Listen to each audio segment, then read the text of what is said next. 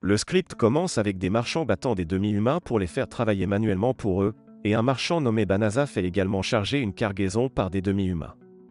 Il ne se comporte pas mal avec eux, et il leur donne aussi de l'argent pour leur travail. Les demi-humains hésitent à accepter l'argent, et les autres marchands considèrent Banaza comme un bizarre pour cela. Banaza donne quand même de l'argent aux demi-humains, et ces derniers l'acceptent après avoir remarqué que Banaza ne prendra pas non pour réponse. Les demi-humains remercient ensuite Banaza pour cela, et ils vont dîner. Les autres marchands l'appellent hypocrite pour cela, et Banaza se demande pourquoi il y a une telle discrimination entre les humains et les demi-humains. La secrétaire de Banaza essaie alors de discuter affaire avec lui, mais Banaza commence à briller et disparaît. La scène coupe ensuite vers lui devant des gens inconnus, et il lui souhaite la bienvenue dans le royaume magique de Clyrode, et il le désigne comme un candidat au héros. Banaza est surpris d'entendre cela, et il mentionne qu'il n'est qu'un marchand. Le prêtre en charge de l'invocation informe Banaza qu'il invoque des héros potentiels d'autres mondes pour les aider dans leur combat contre l'armée sombre. Un demi-humain vient alors évaluer les capacités de Banaza, et tandis qu'il vérifie sa puissance, le prêtre explique qu'en échange de revenir au niveau 1 après avoir été invoqués dans leur monde, les candidats reçoivent la bénédiction divine de leur dieu. Il vérifie ensuite les statistiques de Banaza, et il remarque qu'il a un niveau de 1, mais ses capacités sont bien en dessous de la moyenne. Le demi-humain mentionne qu'il n'y a pas de révélation divine, et les mages se demandent s'ils ont encore échoué. Banaza entend alors des acclamations à côté de lui, et il découvre que les autres mages ont réussi à invoquer un héros. On voit qu'il a des statistiques de niveau divin, et tout le monde se rassemble autour du héros, pensant qu'ils doivent signaler cela au roi. Banaza les appelle pour qu'il le renvoie dans son monde, mais il l'ignore. Ensuite, le roi nomme le chevalier blond leur héros, et on voit que Banaza a encore du mal à accepter ce nouveau monde. Il pense qu'il doit les convaincre de le renvoyer chez lui, et le lendemain, les soldats le chargent dans un carrosse et l'emmènent sans respect depuis la capitale. Banaza se souvient alors que le roi lui a dit que la porte par laquelle il est venu ici est déjà fermée, donc il n'y a aucun moyen de le renvoyer chez lui, et il a déclaré que puisque c'est leur échec de ne pas pouvoir le renvoyer dans son monde, ils lui accorderont une autorisation spéciale de vivre dans la forêt de Delaveza, mais ils lui interdisent de parler de cette erreur à quiconque. Pendant le trajet en carrosse, Banaza essaie de parler au demi-humain qui le conduit, mais le demi-humain est catégorique sur le fait de ne pas lui parler selon ses ordres. Banaza lui demande s'il peut lui parler un peu de ce pays, et il se demande s'il est sous contrat d'esclavage avec le roi. Le demi-humain est surpris d'entendre cela, et Banaza déclare que de tels contrats étaient courants dans son ancien monde. Le demi-humain mentionne que Banaza vient d'un monde terrible, mais les choses ne sont pas les mêmes ici. Il est payé pour son travail, et il n'y a pas de différenciation entre les humains et les demi-humains ici. Banaza essaie alors de lui poser plus de questions, mais le demi-humain lui dit simplement de se taire. Les deux continuent ensuite de voyager, et après 20 jours, ils arrivent à la forêt de Delaveza. Le demi-humain donne à Banaza un sac sans fond du roi, et il mentionne que cela devrait contenir suffisamment d'argent et de nourriture pour un certain temps. Il dit ensuite à Banaza de s'éloigner de cet endroit s'il ne veut pas mourir, car l'armée sombre est censée rôder autour de cet endroit, et il part. Banaza pense qu'il ne sait pas où il peut fuir dans ce nouveau monde, et il remarque que le sac sans fond fonctionne de la même manière qu'il le faisait dans son dernier monde. Il découvre qu'il a tout ce dont il a besoin pour le moment, et il sort d'abord une épée. Il remarque que c'est juste une épée bon marché, et il rencontre des slims. Il pense qu'il ne devrait pas l'attaquer, car les slims ne sont pas censés être vicieux, mais il l'attaque, et il les tue avec l'épée. Il remarque ensuite que son épée est déjà cassée, et il monte de niveau jusqu'au niveau 2 après avoir vaincu les slims. Il remarque que toutes ses capacités sont passées à l'infini, mais il ne sait pas ce que signifie le symbole de l'infini. Il découvre qu'il peut même activer le guidage vocal maintenant, et il l'active. La voix du système lui dit alors qu'il a acquis plusieurs sorts après son niveau, et elle lui montre tous les sorts qu'il a à sa disposition. La voix lui dit ensuite que le suivi de localisation, l'attirance des monstres et les sorts de récupération forcés ont été appliqués à son sac sans fond, et Banaza comprend que c'est pourquoi les slims l'ont attaqué. Il pense que quelqu'un doit vraiment vouloir sa mort, car cette épée est aussi inutile, et la voix lui demande s'il veut supprimer les sorts de son sac. Banaza lui demande de le faire, et les sorts sont supprimés. Il ne peut pas croire qu'ils aient utilisé une magie si facile à se débarrasser, et il pense que pour le moment il doit trouver un endroit sûr pour se mettre à l'abri. Il essaie de se diriger vers la forêt, mais la voix l'avertit que la forêt est contaminée par une forte concentration de malicium, et Banaza se demande ce que c'est. La voix explique que c'est le terme général pour les substances liquides ou gazeuses émises et dispersées par les démons, et cela cause de graves dommages aux races humanoïdes. Elle se demande s'il voudrait purifier la forêt, et Banaza choisit de le faire. Il découvre que cela va consommer un tiers de sa mana, et il active son sort de purification. Le sort purifie toute la forêt, mais Banaza ne ressent rien de différent, et il reçoit soudainement beaucoup de notifications de niveau. Pendant ce temps, dans la capitale, la première princesse dit au roi qu'il était trop cruel d'envoyer le candidat au héros dans la forêt de Delaveza, car l'armée sombre aurait établi leur base de front dans cet endroit. Le roi déclare qu'il n'était qu'un déchet qui ne pouvait pas être leur héros, et un mage l'informe ensuite qu'ils ont trouvé des preuves de l'utilisation de la plus haute magie sainte appelée purification. Le roi pense que cela doit avoir été le héros, et il déclare qu'il n'attendait pas moins de l'homme qu'il avait choisi lui-même. Le mage lui informe alors que le sort de purification a été utilisé dans la forêt au nord, et non au sud où se dirige le héros. Banaza remarque ensuite que son niveau actuel est de 367, et il se demande comment son niveau a pu devenir si élevé alors qu'il n'a même pas tué de monstre. Il se demande s'ils peuvent monter de niveau en utilisant simplement la magie dans ce monde, et il ne parvient toujours pas à comprendre ce que signifie le symbole de l'infini. Il désactive les notifications de niveau, car elles le perturbent simplement, et il se demande combien de magie il lui reste. Il remarque que sa magie s'est déjà rétablie, et il pense que sa capacité magique doit être vraiment faible. Il se demande ce qu'il devrait faire maintenant, car il n'est pas sûr que sa magie médiocre ait réussi à purifier cet endroit. Il pense qu'il a également été interdit de vivre en ville, et le système lui suggère d'utiliser la magie de métamorphose. Banaza utilise le sort, et il change d'apparence. Il pense qu'il pourra maintenant entrer et sortir de la ville sans aucun problème, et le système lui suggère d'utiliser la magie de téléportation pour retourner à la capitale. Banaza utilise le sort, et il se téléporte à la capitale. Il pense que dans son ancien monde, seuls les mages puissants pouvaient utiliser le sort de téléportation, mais cela ne semble pas être le cas dans ce monde. Il a alors une idée, et il essaie d'utiliser la téléportation pour retourner dans son monde précédent, mais comme prévu, cela ne fonctionne pas. Banaza pense alors qu'il doit gagner de l'argent s'il veut vivre dans ce monde, et il se demande s'ils ont des guildes ici. Il pense qu'il sera difficile de s'inscrire dans la guilde des marchands sans connaître quelqu'un, et il se demande où il peut trouver la guilde des aventuriers. Le système lui indique l'emplacement de la guilde des aventuriers, et la scène coupe vers Banaza au bâtiment de la guilde. Il s'inscrit à la guilde sous le nom de Fléau après avoir découvert que cela fonctionne de la même manière que dans son dernier monde, et après son inscription, il reçoit un pendentif comme preuve de son adhésion. Ensuite, il regarde les quêtes, et il a du mal à en choisir une. Il remarque alors une fille demandant aux aventuriers de l'escorter jusqu'à la forêt de Delaveza, mais aucun d'entre eux n'est prêt à accepter son travail. Il mentionne que l'armée sombre a établi sa base de front dans cette forêt, et personne ne sera prêt à y aller. Ils disent qu'elle devrait attendre que la force punitive soit envoyée, et la fille mentionne qu'elle veut rejoindre sa famille rapidement, car ils vivent près de la forêt, mais il l'ignore. Fléau parle alors à la fille, et il mentionne qu'il peut l'y emmener si elle le souhaite. La fille mentionne qu'elle n'a pas grand-chose à offrir comme paiement, et Fléau déclare que c'est bon, car il est allé dans la forêt, et il peut simplement utiliser sa magie de téléportation pour l'y emmener. Tout le monde est surpris d'entendre cela, et il pense que Fléau doit mentir, et Fléau réalise que la téléportation n'est pas un sort de débutant. Une chevalière royale nommée Balirosa pointe alors son épée vers Fléau, et elle mentionne qu'il ne ressemble pas à un sorcier assez habile pour utiliser la magie de téléportation. Elle se demande ce qu'il recherche vraiment, et les autres avec elle se demandent s'il est un monstre qui enlève des jeunes filles. Fléau pense qu'il doit dissiper leurs suspicions, et il déclare qu'il est juste un aventurier, et il mentionne qu'ils peuvent venir avec lui s'ils le souhaitent. Après, Fléau les emmène dans une ruelle, et il les téléporte tous à la forêt de Delaveza. Une des filles lui demande alors s'il est un grand sorcier de haut rang, et Fléau mentionne qu'il est juste un aventurier débutant qui peut utiliser un peu de magie. Balirosa s'excuse ensuite de l'avoir soupçonné, et d'avoir été impoli avec lui, et le reste des filles font de même. La petite fille remarque alors que le malicium dans la forêt a disparu, et elle déclare que cette forêt était censée être enveloppée dans une épaisse couche de malicium. Elle ne peut même pas détecter de bêtes magiques dans la forêt, et Fléau essaie de lui expliquer la raison de cela, mais le système le prévient de ne pas informer un démon qu'il a utilisé la purification.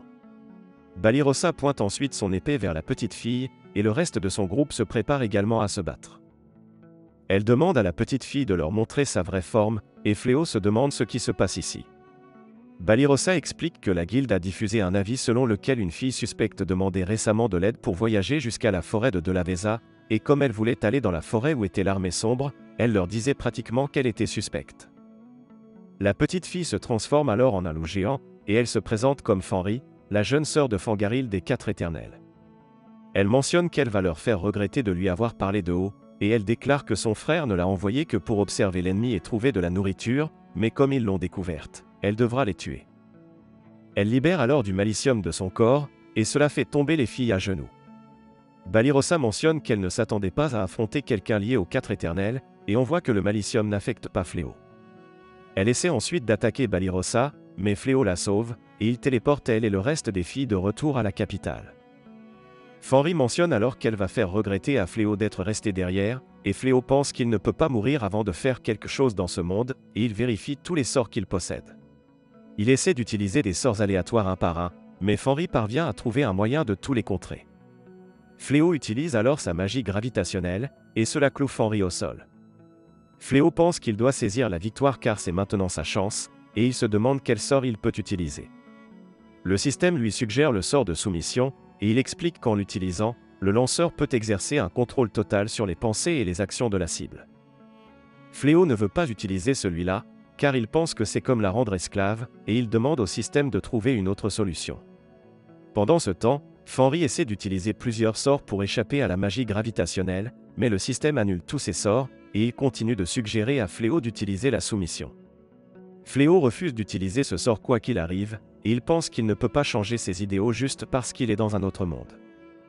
Fenris se retrouve alors à court de magie, et elle se rend.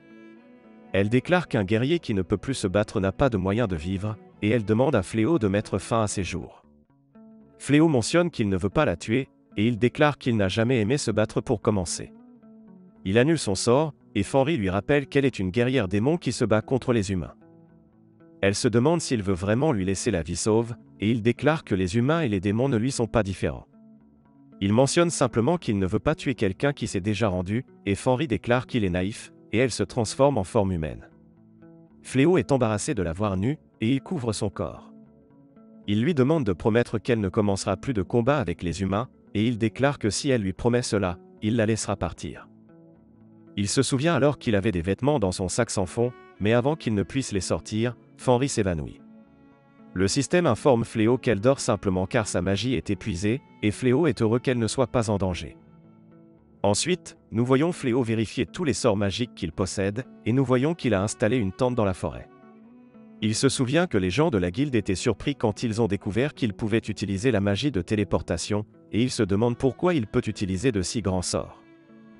Fenris se réveille alors dans la tente, et elle remarque que Fléau est dehors, et elle ne peut pas croire qu'elle n'a rien pu faire à cet humain même si elle est résistante à la magie. Jusqu'à présent, elle pensait que les humains étaient impuissants, et elle remarque que sa magie est déjà restaurée. Elle sort alors de la tente après avoir enfilé les vêtements que Fléau lui a laissés, et elle le remercie d'avoir jeté un sort de guérison sur elle pendant son sommeil. Il est heureux de voir qu'elle va bien, et elle mentionne que c'était parfaitement naturel pour elle d'être tuée à l'heure actuelle, mais comme il l'a épargnée, elle promet de ne plus attaquer aucun humain à partir de maintenant. Elle reconnaît également Fléau comme son maître, et elle déclare qu'elle remboursera sa dette de sa vie. Fléau n'est pas enthousiaste à l'idée de l'accepter comme esclave, et Fenris mentionne qu'il peut même l'utiliser pour porter ses affaires s'il le souhaite. Elle lui demande simplement de la laisser être à ses côtés, et Fléau déclare qu'il n'a pas besoin d'un porteur ou d'une esclave. Fenris fait alors une jolie grimace pour le faire accepter, mais Fléau mentionne que cela ne marchera pas, et Fenris déclare qu'elle devra simplement mourir s'il ne l'accepte pas. Fléau l'arrête, et il accepte de l'emmener avec lui. Cela la rend heureuse, et Fléau lui dit ensuite qu'il n'est pas de ce monde. Il a été convoqué en tant que candidat au héros, mais il n'a aucune compétence, et il ne peut pas retourner dans son monde d'origine. Il a été mis de côté dans ce monde, et il lui montre alors sa véritable forme. Il explique qu'il a changé d'apparence car il lui est interdit d'entrer dans les villes, et il n'a aucune idée de ce qu'il doit faire, où il doit aller ensuite. Il mentionne que le suivre ne fera que la faire souffrir, et Fenris déclare qu'elle s'en moque. Elle mentionne que les lupins vivent pour ceux qu'ils jugent être leur maître, et peu importe qui il est, elle a déjà promis sa vie et sa loyauté à lui. Elle promet de vivre avec lui, et elle espère qu'il la gardera à ses côtés. La scène passe ensuite au héros ayant une audience avec le roi, et le roi lui demande comment il a pu perdre l'armée qu'il lui a fournie. Le héros mentionne que ce n'était pas sa faute, et il déclare que ce sont les chevaliers qui sont à blâmer. Ils ont paniqué et se sont dispersés à la simple apparition des bêtes magiques, et quand il s'en est rendu compte, l'armée avait déjà été anéantie. Il faisait de son mieux pour sauver autant de personnes que possible, et le roi devrait être reconnaissant que tant de chevaliers aient survécu. Il part ensuite, et le roi demande à l'un des chevaliers comment s'est comporté le héros au combat, et le chevalier mentionne que c'était décevant. Malgré le fait d'être un héros, il s'est positionné tout à l'arrière des rangs, et il a fui pendant que les chevaliers se battaient désespérément. Il a ensuite rejeté la faute sur les autres, et sa conduite n'était pas digne d'un héros. Ensuite, nous voyons le héros dans les couloirs, et il se demande pourquoi ses statistiques n'augmentent pas même s'il s'entraîne depuis un mois entier. Il pense que ses statistiques pourraient être assez bonnes pour affronter des humains, mais il ne peut même pas combattre un monstre magique modérément fort avec ses chiffres. Ensuite, une servante nommée Tsuya s'approche du héros, et le héros s'excuse de l'avoir fait attendre, et il déclare qu'il devrait se faire plaisir avec les fonds fournis par le château. La scène passe ensuite à Fenris et Fléau dans la capitale, et Fléau déclare qu'ils doivent gagner de l'argent pour survivre dans ce monde. Il mentionne qu'ils devraient aller à la guilde et chercher un emploi et trouver un endroit où loger, et Fenris comprend. Un des vendeurs dans la rue confond ensuite Fenris avec la femme de Fléau, et Fléau déclare que ce serait peut-être une bonne idée de faire semblant d'être en couple, car cela les rendra moins suspects. Fenris est heureuse d'entendre cela, et elle déclare qu'elle sera volontiers sa femme. Elle déclare que c'est un honneur pour les lupins femelles d'avoir un mari fort, et elle serait heureuse d'épouser quelqu'un d'aussi fort que lui. Fléau lui rappelle qu'ils ne feront que semblant, et Fenris déclare que cela lui convient. Ensuite, ils se rendent à la guilde, et Fenris s'inscrit comme aventurière nommée Ri. Elle reçoit un collier comme preuve d'identité, et elle trouve cela étrange de gérer l'information de cette manière. Fléau lui montre qu'il en a aussi un, et Fenris rougit en entendant cela. Elle mentionne que dans leur tribu, il y a un rite de mariage dans lequel un couple avale un morceau d'os de la proie qu'ils ont chassé ensemble, et cette étiquette assortie lui rappelle cette coutume. Ensuite, tous les deux essaient de trouver une quête, mais la réceptionniste annonce une quête urgente. Elle explique qu'une grande horde d'ours psychiques a été repérée au nord, et qu'ils se dirigent actuellement vers la ville. Les aventuriers pensent que cela doit être le même troupeau qui a anéanti l'armée du héros, et ils hésitent à prendre cette quête. La réceptionniste mentionne qu'il n'y a aucune restriction de rang dans cette quête, et pour cette fois seulement, la prime d'un ours psychique est 10 fois plus élevée que d'habitude. Fléau déclare que l'argent est bon, mais qu'il devrait passer, et Fenris lui dit que les ours psychiques ne font pas le poids contre sa puissance. Fléau déclare qu'il ne peut pas vaincre des ennemis que même le héros ne pouvait pas affronter, et Fenris mentionne qu'elle ira chasser elle-même dans ce cas, et si elle gagne, ce sera la preuve de sa véritable capacité, car il l'a bel et bien vaincue. La scène passe ensuite aux deux autour de la forêt où les ours psychiques sont apparus, et ils remarquent une maison vide là-bas, et Fenris mentionne que la guilde leur a dit qu'ils pouvaient utiliser cette maison. Fléau déclare qu'ils peuvent l'utiliser comme base pour chercher les ours psychiques, et Fenris mentionne qu'elle seule suffira à gérer ces monstres. Fléau déclare qu'il ne peut pas la laisser se battre seule, et il doit aussi essayer certains de ses sorts. Les deux entendent alors un cri, et après l'avoir suivi, ils remarquent les chevaliers rencontrés plutôt encerclés par un troupeau d'ours psychiques. Nous voyons l'un d'eux blessé, et Fenris mentionne qu'il devrait les laisser, mais Fléau les sauve en utilisant son sort de foudre. Il les bête tous sauf un, et Fenris s'occupe de celui-là. Les chevaliers remarquent alors qu'ils ont été sauvés par Fléau et une fille, et ils les remercient pour cela. Ils sont contents qu'il ait survécu contre ce monstre, et ils se demandent qui est cette fille. Fléau la présente comme Ri, sa compagne de voyage, et Fenris est déçu qu'il ne l'ait pas présentée comme sa femme. Un ours psychique essaie alors d'attaquer Fenris par derrière, mais en voyant son visage, il est effrayé, et il se rend. Fléau pense qu'il a dû réaliser qu'il n'a aucune chance contre elle, et il se demande ce qu'il devrait faire avec ce type. Fenris mentionne qu'ils devraient en faire leur subordonné, et les chevaliers sont surpris d'entendre cela. Fenris explique qu'avoir cet ours psychique qui les suit sera une preuve de la force de Fléau, car même le héros n'a pas pu vaincre l'un d'entre eux. Fléau pense que cela l'empêcherait au moins d'attaquer les gens, et il utilise son sort de contrôle d'action pour faire du monstre son animal de compagnie. Il pense qu'il ne peut pas l'amener en ville comme ça, et il utilise sa magie de métamorphose pour transformer l'ours en un animal mignon et poilu. Fenris trouve l'animal mignon, et il l'appelle Sib. Les chevaliers ne peuvent pas croire que les deux ont réussi à éliminer tout un troupeau d'ours psychiques, et même à en prendre un comme animal de compagnie. Ils se demandent qui sont ces deux-là, et Balirosa déclare qu'elle a une faveur à demander à Fléau. Ils retournent ensuite à la maison près de la forêt, et les chevaliers les remercient une fois de plus de les avoir sauvés. Ils se présentent, comme Bellano, Billery, Blosson et Balirosa. Balirosa demande ensuite à Fléau s'il pourrait leur apprendre à se battre, et elle mentionne qu'il devrait déjà savoir que l'armée du héros a été anéantie par un troupeau d'ours psychiques il y a quelques jours. À cause de cela, le héros est contrarié, et il refuse de quitter le château en disant qu'il ne se battrait pas contre le ténébreux tant qu'il n'aurait pas quelqu'un digne d'être sa main droite. Entendant cela, le roi a ordonné aux chevaliers de devenir assez forts pour vaincre les ours psychiques, et puisque les 4 d'entre eux sont des nouveaux venus parmi les chevaliers, ils ne peuvent même pas chasser un seul ours psychique. Elle demande à Fléau de les aider, et Fléau pense qu'il lui-même n'a aucune idée de comment fonctionnent les sorts magiques, donc il n'y a aucune façon qu'il puisse les enseigner. Fenris n'est pas non plus enthousiaste à cette idée, et Fléau dit ensuite au chevalier qu'auparavant il a présenté Ri comme sa compagne, mais elle est en fait sa femme, et il aimerait vivre une vie tranquille avec elle. Les chevaliers pensent alors qu'il serait impoli de les déranger dans ce cas, mais Fenris est heureuse que Fléau l'ait appelée sa femme, et elle déclare que c'est bien pour lui de les enseigner. Elle déclare qu'en tant que sa femme, elle sait que Fléau ne laisserait pas des gens dans le besoin, et Fléau dit ensuite au chevalier qu'il ne pourra peut-être pas les enseigner correctement, mais il fera de son mieux s'ils sont d'accord avec cela. Les chevaliers sont heureux d'entendre cela, et ils mentionnent qu'ils aimeraient faire une autre demande. Ils se demandent s'ils peuvent dormir dans cette maison, car il n'est pas sûr pour eux de dormir dehors, et Fenris déclare que c'est bien, car ils ont plein de chambres ici, et elle peut juste partager une chambre avec son mari, et cela fait rougir Fléau. La scène passe ensuite au château du Ténébreux, et un démon nommé Ulimina lui rapporte que les forces de Fangaril qui étaient stationnées près de la forêt de Delaveza ont été anéanties, et le sort de purification responsable de cela n'a pas été jeté par les mages de Clérode. C'était l'œuvre d'un seul individu, et le Ténébreux est surpris qu'une seule personne ait été capable de jeter le sort ultime qui détruit les démons, et il demande à Ulimina de capturer cette personne et de l'amener ici quoi qu'il arrive. La scène coupe alors sur Fléau se réveillant dans son lit et remarquant Fenris qui le fixe. Cela le surprend, et il se demande pourquoi elle est là. Fenris déclare que c'est naturel puisqu'ils sont un couple, et Fléau se souvient que hier, Fenris lui avait demandé de dormir avec elle et lui avait dit qu'elle était prête à lui consacrer son cœur et son corps.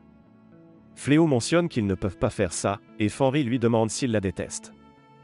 Fléau déclare qu'il y a une procédure appropriée pour ce genre de choses, et Fenris mentionne que les mariages dans la race humaine sont une douleur dans le cul. Fléau essaie alors de dormir dans le couloir, mais Fenris lui dit qu'il ne peut pas faire ça sinon les autres découvriront leur relation. Fléau pense que c'est pourquoi il doit dormir dans la même pièce qu'elle, et Fenris essaie alors de vêtir Fléau, mais alors qu'elle est en train de le faire, Balirosa entre et se fait une fausse idée. La scène passe ensuite à Balirosa combattant un sanglier sauvage, et le sanglier l'attaque alors qu'elle est en train de se présenter. Balirosa s'enfuit, et Blosson attaque le sanglier pour la sauver, mais le sanglier se retourne contre elle. Bellano utilise son sort défensif pour protéger Blosson, et Bilri tire une flèche sur le sanglier, mais cela n'a aucun effet. Bellano est alors à court de magie, et son sort s'efface, et tous commencent à fuir. Voyant cela, Fléau pense qu'ils ont encore un long chemin à parcourir, et la scène les montre alors à leur nouveau lit. Ils sont heureux d'avoir des lits où dormir, et Balirosa se demande si c'est vraiment bien pour eux d'utiliser cette pièce.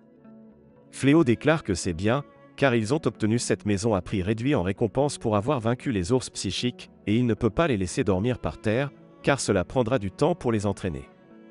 Balirosa le remercie pour cela, et Fenris dit alors à tout le monde qu'elle a préparé leur repas. Fléau remarque alors qu'ils ont de la viande crue pour la nourriture, et Fenris déclare que c'est pour célébrer leur nouvelle maison. Elle leur demande d'en profiter, et Fléau déclare qu'il préférerait beaucoup avoir de la viande cuite. Fenris se demande si elle devrait la griller, et Fléau lui dit qu'elle devrait se détendre, et il s'occupera du reste. Balirosa lui propose son aide, et les deux préparent un repas spectaculaire. Les filles trouvent tout cela délicieux, et elles se demandent si Fléau a utilisé de la magie pour cuisiner cela. Fléau déclare qu'il n'a pas fait ça, et il mentionne que la cuisine est l'une de ses passions. Balirosa l'a également aidé, et Balirosa déclare qu'elle est meilleure en cuisine qu'avec une épée. Elle explique qu'elle vient d'une famille noble déchue, et comme il ne pouvait pas se permettre d'embaucher un cuisinier, elle cuisinait tous ses repas elle-même. Ils mangent ensuite tous, et ils trouvent ça délicieux. Fenris se demande si cela a vraiment si bon goût, et elle pense que ce n'est pas possible, car les feuilles sont la nourriture des animaux faibles qui ne peuvent pas chasser. Elle hésite à manger, mais elle le fait quand Fléau lui dit que c'est lui qui a préparé ce plat, et elle l'aime. Fléau déclare qu'elle devrait aussi essayer la viande, et Fenris pense que c'est délicieux aussi. Elle n'a pas de mots pour décrire la saveur intense, et Fléau lui dit que c'est Balirosa qui a grillé la viande. Fenris dit à Contreséur que c'est bon, et elle mentionne qu'en guise de remerciement, elle leur préparera un repas fait maison la prochaine fois. La scène passe ensuite à Fléau et Fenris emmenant quelques sangliers sauvages à la guilde, et en voyant cela, les aventuriers se demandent comment ils peuvent chasser autant de bêtes magiques à chaque fois. Fléau pense qu'il a peut-être un peu exagéré les choses, et Fenris lui demande s'il peut se promener en ville pendant un petit moment pendant qu'ils attendent que la guilde évalue les bêtes magiques. Fléau déclare qu'elle peut le faire, et il se demande s'il doit l'accompagner, mais Fenris lui dit qu'elle a des affaires personnelles à régler. Un employé nommé Léolide de la guilde vient alors voir Fléau, et il lui demande de parler en privé. Fléau et Fenris se séparent alors, et nous voyons que Fenris prévoit d'aller à un cours de cuisine. Ensuite, Léolide dit à Fléau que sa renommée s'est répandue dans toute la ville, et après avoir entendu parler de ses exploits, il y a une invitation pour lui travailler sous le héros.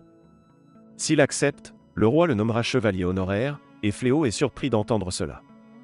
Léolide mentionne que Fléau a chassé de nombreuses bêtes magiques de rang A et ce, avec une équipe de seulement 2 membres, et cela est honnêtement surprenant.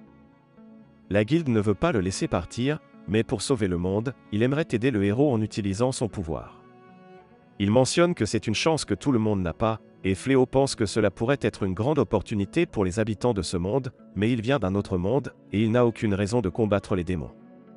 Il décline l'offre, et il retrouve ensuite Fenris devant la guilde. Il remarque qu'elle est toute abîmée, et il se demande si elle a combattu des bêtes magiques. Fenris déclare que non, et elle pense qu'elle ne savait pas que la cuisine était si difficile. Nous voyons que son premier jour au cours de cuisine a été un désastre absolu, mais elle pense qu'elle ne renoncera pas tant qu'elle n'aura pas gagné l'amour de Fléau. La scène passe ensuite au héros s'amusant au palais, et Tsuya lui dit qu'il y a une guerrière féroce dans la guilde des aventuriers, et les deux ont chassé un nombre incroyable de bêtes magiques. Elle déclare que le héros devrait avoir l'aide des deux dans son combat contre le ténébreux, et il lui demande de donner l'ordre à quelques chevaliers de les lui amener. Un mois passe, et nous voyons un chevalier essayer de recruter Fléau pour travailler pour le héros, mais il refuse. Il dit au chevalier que sa réponse sera la même, peu importe combien de fois il demande, et le chevalier part. Fenris pense qu'ils ont été très insistants au cours du dernier mois, et elle se demande si elle devrait s'occuper d'eux. Fléau lui dit de les laisser tranquilles, et il va trouver Blosson qui travaille dans les champs, et il déclare que les champs sont revitalisés. Blosson mentionne qu'elle ne peut pas juste considérer la gentillesse de Fléau comme acquise, et elle mentionne qu'il peut lui laisser le travail des champs. Fléau pense que c'est parce qu'elle ne met pas beaucoup d'efforts dans l'entraînement à l'épée, et nous voyons ensuite Fenris entraînant Billery. Fenris lui dit de tirer sur des cibles vivantes, et Billery déclare que ces oiseaux sont trop mignons pour elle pour tirer des flèches. Fenris lui dit que leur viande est tendre, mais elle ne peut toujours pas le faire. Ensuite, Fléau donne à Bellano une bague pour augmenter sa puissance magique, et elle met la bague. Fléau lui demande d'essayer ça pour une journée et de voir comment ça se passe, et après son départ, elle essaie de mettre la bague à son annulaire, mais Fenris la met en garde contre cela. Nous voyons ensuite Bali Rossa attaquée par une chenille géante, et elle demande de l'aide à Fléau, mais Fenris tue la bête magique, et elle dit à Bali Rossa d'arrêter d'essayer d'attirer l'attention de son mari en jouant les désespérés, car elle devrait être capable de tuer une bête de rancée, et nous voyons que Yulimina les regarde de loin.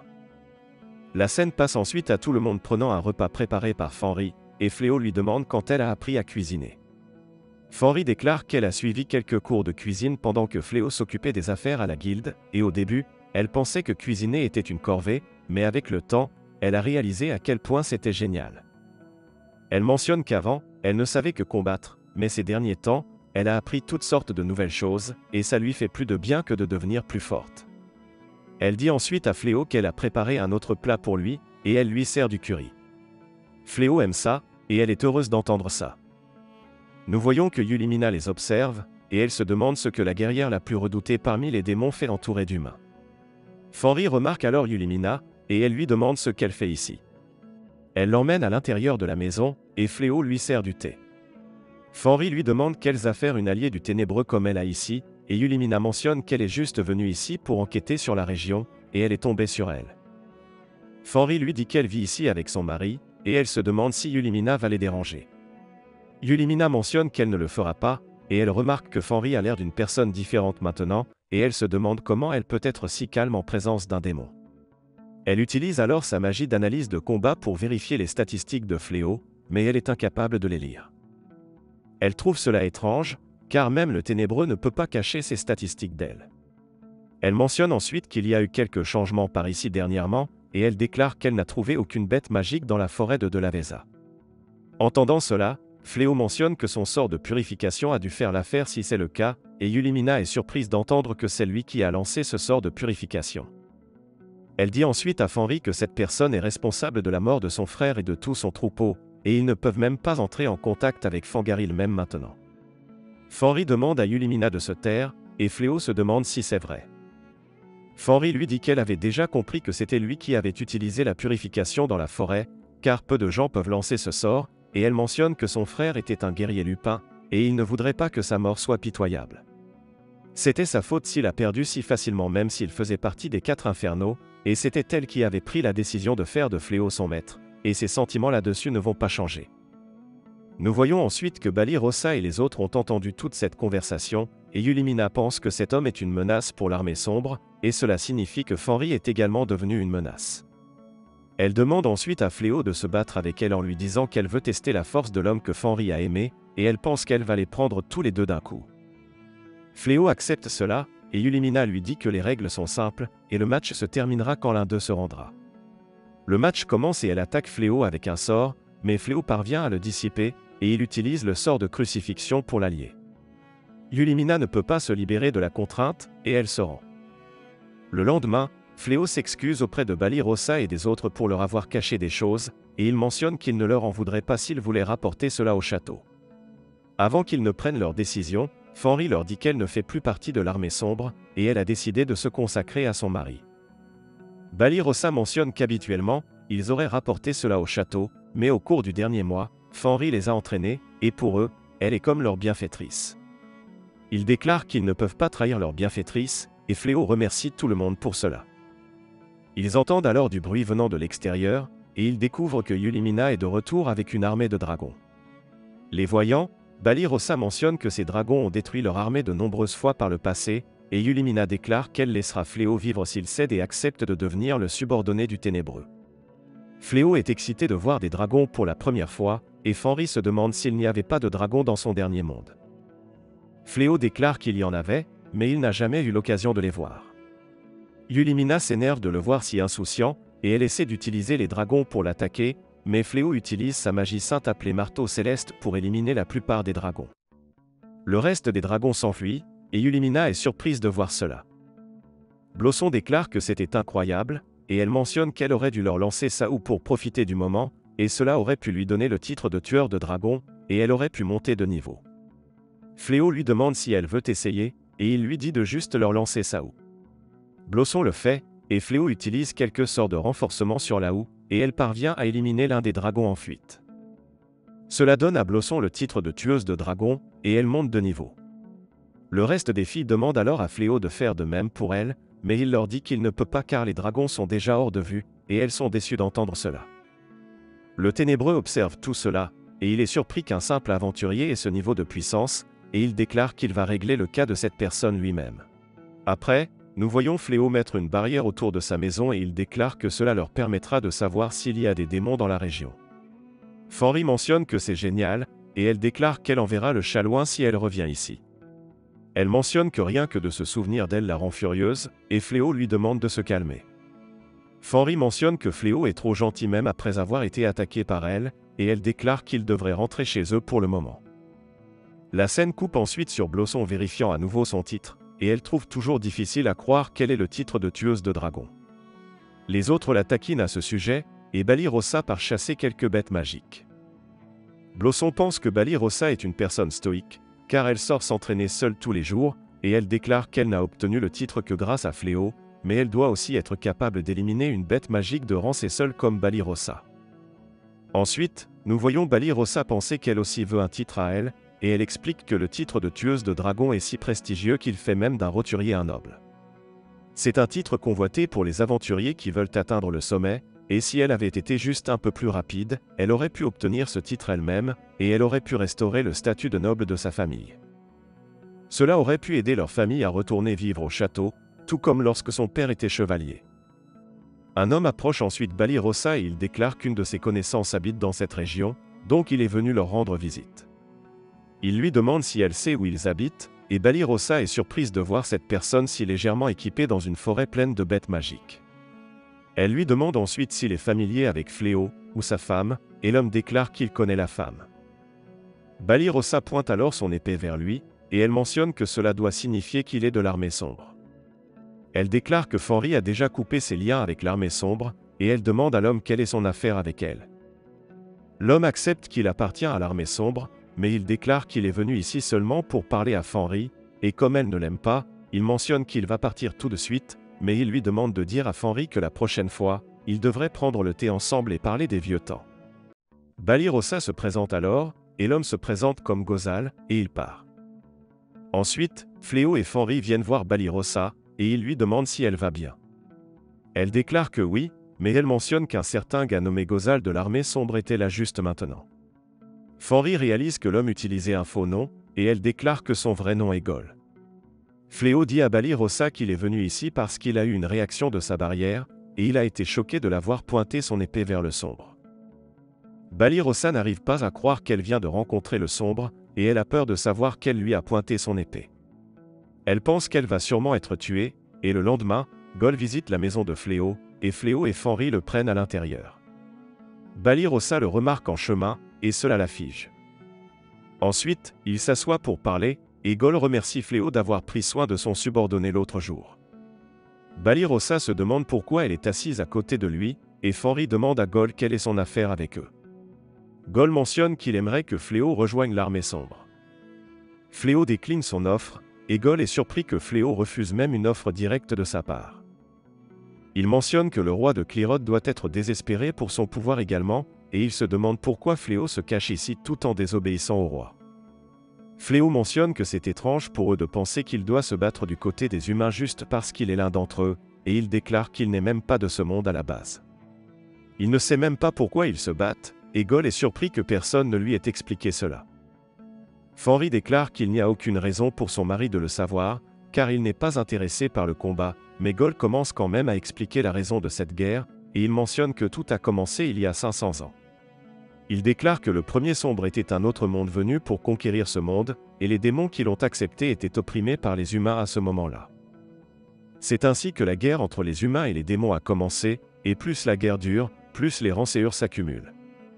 Il déclare que cette guerre ne va pas se terminer facilement, et Fléau lui demande s'il veut arrêter la guerre. Gol lui dit qu'il y a eu 12 générations de sombres jusqu'à présent, et ils ont tous eu des idéologies différentes. Il peut être le sombre actuel, mais il n'a aucun désir de gouverner ce monde. Cela dit, il est également le roi des démons, et s'il y a une menace pour son peuple, il ne restera pas là sans rien faire. Il libère son aura, et il dit à Fléau qu'il ne le traitera pas mal s'il rejoint son rang, et Fléau mentionne qu'il n'est pas intéressé à rejoindre un côté ou l'autre. L'aura du sombre ne l'impressionne même pas, et Gol se demande si Fléau a aussi refusé l'invitation du roi de cette manière. Fléau est content que Gol comprenne, et Gol déclare qu'il partira pour l'instant, mais il reviendra. Il est surpris qu'il y ait un autre humain à part Fléau qui puisse garder son sang-froid en sa présence, et il pense qu'elle est une femme fascinante, et il part. Nous découvrons qu'il parle de Balirosa, et nous voyons qu'elle n'est pas calme, elle est inconsciente. La scène coupe ensuite sur Balirosa se réveillant le lendemain, et elle descend, mais elle est surprise de voir que Gol est là encore. Nous voyons qu'il prend le petit déjeuner avec Fléau et Fenris, et il demande à Balirosa de venir se joindre à eux. Elle mentionne qu'elle ne peut pas tant qu'elle est habillée comme ça, et elle part. Le jour suivant, Balirosa s'échappe de la maison tout en s'assurant que Gol n'est pas là, mais Gol réussit quand même à la trouver, et elle s'enfuit en disant qu'elle doit s'entraîner. Le jour suivant, elle remarque encore Gol, et elle s'enfuit en faisant une autre excuse, et la même chose continue pendant quelques jours de plus. Un jour, un soldat remarque cela, et il rapporte au roi que l'aventurière est visitée par un certain démon. Il explique qu'un homme lui rend visite fréquemment, et il l'a vu voler vers le territoire des démons. Le roi est en colère qu'il ait ignoré ses convocations et qu'il ait rejoint l'armée sombre, et il demande au chevalier d'envoyer des troupes après lui. La princesse conseille au roi contre cela, et elle mentionne qu'il ne devrait pas envoyer de troupes tant qu'ils ne sont pas certains qu'il est avec l'armée sombre ou non. S'ils font le mauvais geste, ils pourraient le pousser à rejoindre l'armée sombre, et elle déclare qu'il devrait lui parler au lieu de cela. Il ne devrait pas seulement le convoquer, mais aussi écouter ce qu'il veut faire, et elle mentionne qu'elle croit qu'il est important de faire des compromis plutôt que des ordres. Le roi lui demande de se taire, et il mentionne qu'elle ne peut pas diriger un pays avec des idéaux seuls.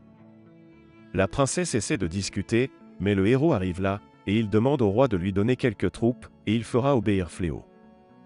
La scène coupe ensuite sur le sombre essayant de quitter son château, et Yullimina lui demande s'il va encore visiter cet homme. Elle mentionne que c'est dangereux de continuer à le visiter seul, et Gol déclare qu'il est bien plus compréhensif qu'un certain roi. Il vaut mieux pour lui continuer à le faire s'il peut le convaincre, et Yullimina lui dit que tout le monde attend ses instructions. Gol mentionne qu'il a déjà pensé au moment de leur attaque, et Yullimina mentionne que certaines personnes ont commencé à le critiquer parce qu'il a continué à visiter cet homme. Elle espère qu'il essaie juste de le convaincre, et Gol part. La scène coupe ensuite sur Fenris demandant à Fléau ce qu'il fait, et il mentionne qu'il pense à vendre quelques équipements prototypes fabriqués à partir d'écailles de dragon. Fenris déclare que c'est une merveilleuse idée, et Fléau mentionne qu'il devra en fabriquer plus avant de pouvoir commencer à vendre. Il déclare qu'il veut faire de ce business un succès pour le bien de leur subsistance, et Fenris lui demande s'il est sûr de ne pas travailler avec le héros, car il aurait obtenu une grosse récompense s'il l'avait fait, et il n'aurait peut-être pas eu à se soucier d'argent. Elle se demande s'il a choisi de ne pas combattre l'armée sombre pour elle, et Fléau déclare que ce n'est pas le cas. Il mentionne que maintenant qu'il a un pouvoir immense, il aimerait éviter de se battre autant qu'il le peut, et Fenris déclare que Fléau est vraiment gentil, et elle admire cette partie de lui. Quelqu'un vient alors à leur maison, et Fenris pense que c'est encore Gol, mais Fléau mentionne que ce n'est pas le cas, car sa barrière n'a pas réagi. Il remarque que c'est le héros à sa porte, et il est venu ici avec une armée. Fenris lui demande s'il veut qu'elle les chasse, et Fléau mentionne que c'est bon. Le héros déclare alors qu'il a entendu dire que Fléau traitait avec l'armée sombre, et il mentionne qu'il lui donnera deux choix. Il déclare que Fléau peut soit le rejoindre et l'aider à soumettre le sombre, soit être tué par lui comme complice de l'armée sombre. Fléau mentionne qu'il ne veut choisir aucune de ces options, et il s'excuse puisque tant d'entre eux se sont rassemblés ici. Il déclare qu'il n'a aucune intention de rejoindre un côté ou l'autre, et le héros se demande s'il veut mourir en tant que traître. Fléau déclare que ce n'est pas ce qu'il voulait dire, et les chevalières déclarent que le héros devrait apprendre à écouter les autres. Elle mentionne que Fléau n'est pas un traître, et le héros déclare qu'il peut les arrêter tous pour trahison. Il mentionne qu'il peut les laisser partir s'il l'aide à convaincre Fléau, et Fléau déclare qu'il ne lui reste plus qu'un choix maintenant. Il mentionne qu'il ne peut pas se permettre de mettre Balirosa et les autres en danger, et il déclare qu'il devrait simplement aller ailleurs. Fenris mentionne que c'est bon pour elle, tant qu'elle est avec Fléau, et les chevalières lui demandent de les emmener avec lui également. Balirosa mentionne qu'on leur a appris dès leur plus jeune âge que les démons doivent être vaincus, mais après avoir passé du temps avec lui et Fenris, elles ont commencé à se poser des questions à ce sujet.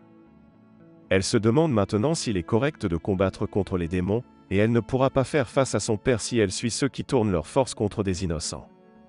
Les autres chevalières sont d'accord avec elle, et Fléau déclare qu'il les emmènera avec lui. Il utilise alors sa magie de téléportation, et il téléporte sa maison et ses champs avec ses amis.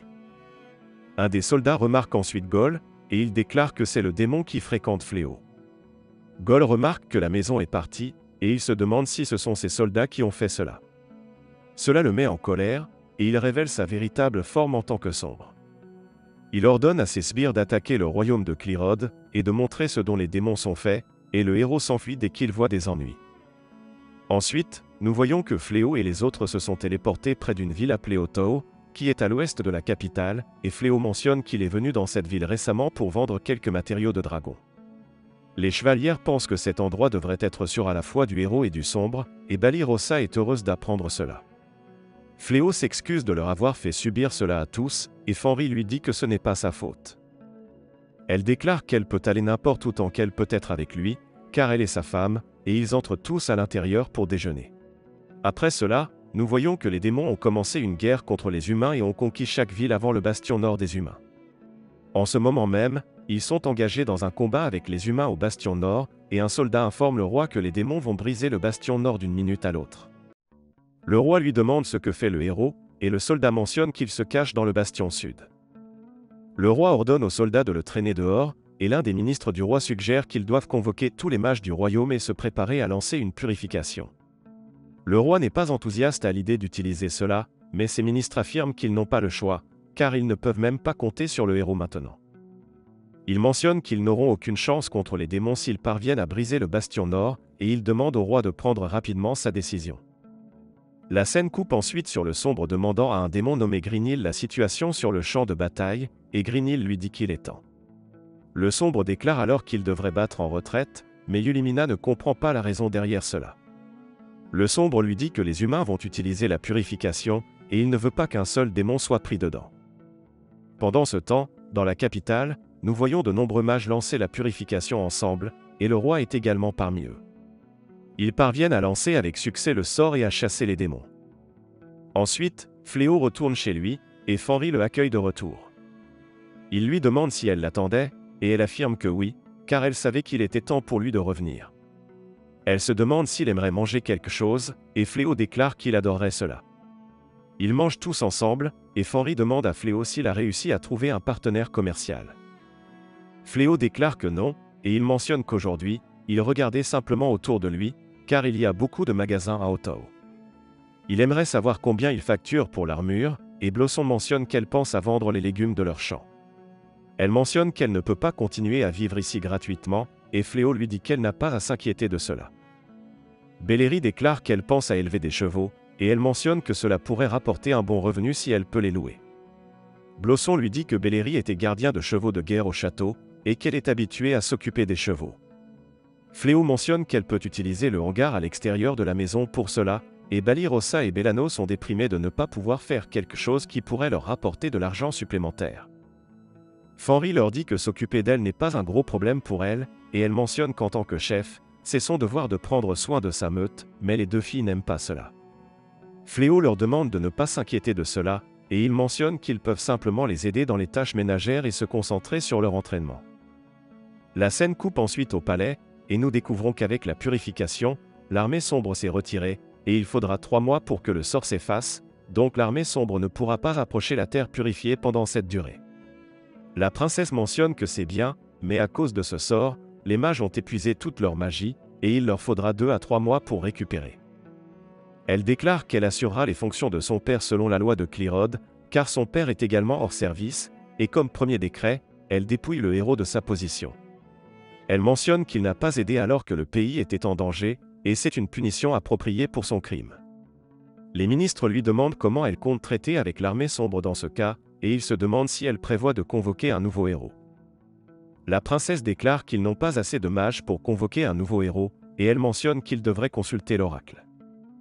Ensuite, nous voyons le héros être chassé du château, et il est surpris d'entendre cela. Il essaie de discuter avec le soldat qui le chasse, mais le soldat ne l'écoute pas, et il dit au héros qu'il peut aller où il veut.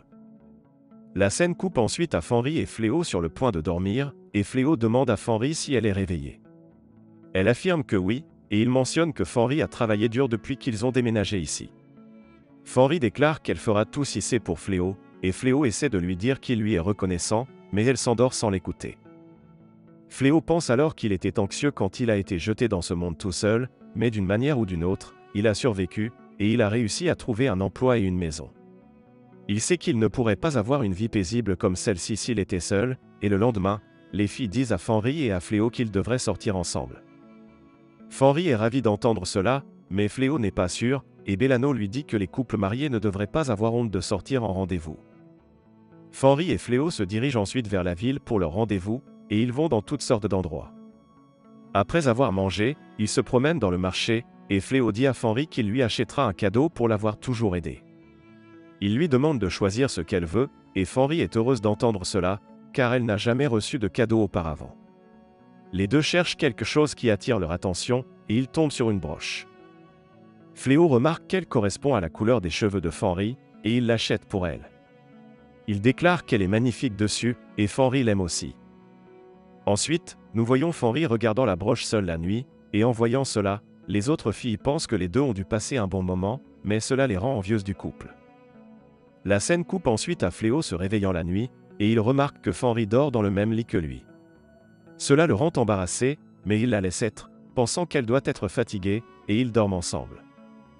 Ensuite, nous voyons que le héros a pénétré dans le trésor du palais pour trouver quelque chose de précieux, et il est en colère contre la princesse pour lui avoir retiré son titre. Son serviteur Tsuya lui demande ce qu'il va faire maintenant, et il déclare qu'il n'abandonnera pas le rôle de héros. Il pense qu'il doit y avoir un trésor capable de lutter contre le sombre dans cet endroit, et s'il peut le trouver, il pourra vivre à nouveau en tant que héros. Il est en colère que Fléau puisse utiliser une magie qu'il ne peut pas quand il est le héros choisi, et il pense qu'il peut changer les choses s'il peut seulement gagner en puissance. Il entend ensuite une voix lui demandant s'il cherche le pouvoir, et elle lui dit de la libérer s'il le veut. Une porte secrète s'ouvre alors dans le trésor, et la voix lui demande de tirer l'épée pour la libérer, et elle lui accordera n'importe quel souhait. Suya demande alors au héros à qui il parle, et le héros est surpris qu'elle ne puisse pas entendre cette voix. Cela le fait douter des intentions de la personne derrière la voix, mais il tire quand même l'épée pour la libérer, quand elle le nargue en demandant s'il a peur. Eya, un djinn, apparaît alors, et elle remercie le héros d'avoir levé son sceau. Le héros remarque que sa voix résonne directement dans sa tête, et Eya lui dit qu'elle lui accordera 3 souhaits, et le héros lui dit son premier souhait. La scène coupe ensuite à Ursula, l'oracle, visitant le palais, et elle se demande pourquoi la princesse a demandé à la rencontrer. La princesse mentionne que la seule chose protégeant ce royaume est la purification, et elle veut trouver leur prochain mouvement avant que le sort ne disparaisse. Un collier étrange lie tout le monde dans le palais, et il se demande ce qui se passe. Voyant le collier, la princesse demande à certains soldats de se rendre au trésor souterrain et de trouver les envahisseurs responsables de cela. Pendant ce temps, les autres se demandent ce que c'est, et Ursula leur dit que c'est le collier du sacrifice. En échange d'accorder des souhaits, un certain djinn l'utilise pour décapiter les victimes offertes, et tout le monde est effrayé d'entendre cela. Ils se demandent pourquoi ils sont ciblés, et la princesse leur dit qu'autrefois, un roi de Clyrode a souhaité la mort du sombre. Elle a entendu dire que la moitié des vies sur le continent sont devenues le prix de ce souhait, et après cela, le djinn a été scellé, et il a fallu tous les mages du royaume pour le faire. Maintenant, quelqu'un a levé ce sceau et a souhaité quelque chose à ce djinn. La princesse pense que le prix sera payé une fois que le souhait sera pleinement exaucé, et elle demande à Ursula ce qu'elle peut faire pour surmonter ce danger. Ursula lit la fortune, et elle leur dit qu'ils devront trouver le vrai héros. Cette personne a déjà été convoquée, et les ministres pensent que c'est probablement l'aventurier qui ne veut pas travailler sous le roi. Ursula leur dit que cette personne se trouve à l'ouest de ce royaume, et les ministres essaient de préparer des soldats pour fouiller chaque ville et chaque village de l'ouest à la recherche de fléaux, mais la princesse les arrête en disant qu'ils ont besoin de leur force pour protéger cet endroit, et elle mentionne qu'elle ira chercher Fléau elle-même. Ensuite, nous voyons Fléau vendant son bouclier à l'une des boutiques de la ville, et le commerçant réalise que le bouclier est fait d'écailles de dragon. Fléau lui dit qu'il a bon œil, et le commerçant mentionne qu'il a récemment entendu dire qu'un boucher local avait reçu une grande quantité de viande de dragon il n'y a pas si longtemps, et il se demande si c'était aussi le travail de Fléau. Fléau déclare que oui, et il a obtenu ces matériaux par un itinéraire secret via un ami. Il demande au commerçant de garder le silence à ce sujet, et le commerçant comprend, et il demande à Fléau de continuer à lui vendre les produits de cet itinéraire secret. Fléau est d'accord, et il déclare qu'il lui apportera le reste de l'armure plus tard. Il demande ensuite au commerçant s'il connaît quelqu'un qui peut lui acheter des peaux de bêtes magiques, et il explique qu'il est nouveau dans cette région, donc il cherche des partenaires réguliers pour distribuer des marchandises. Le commerçant accepte de lui présenter quelques personnes, et en voyant cela, Fenris et Balirosa pensent que Fléau est un excellent homme d'affaires.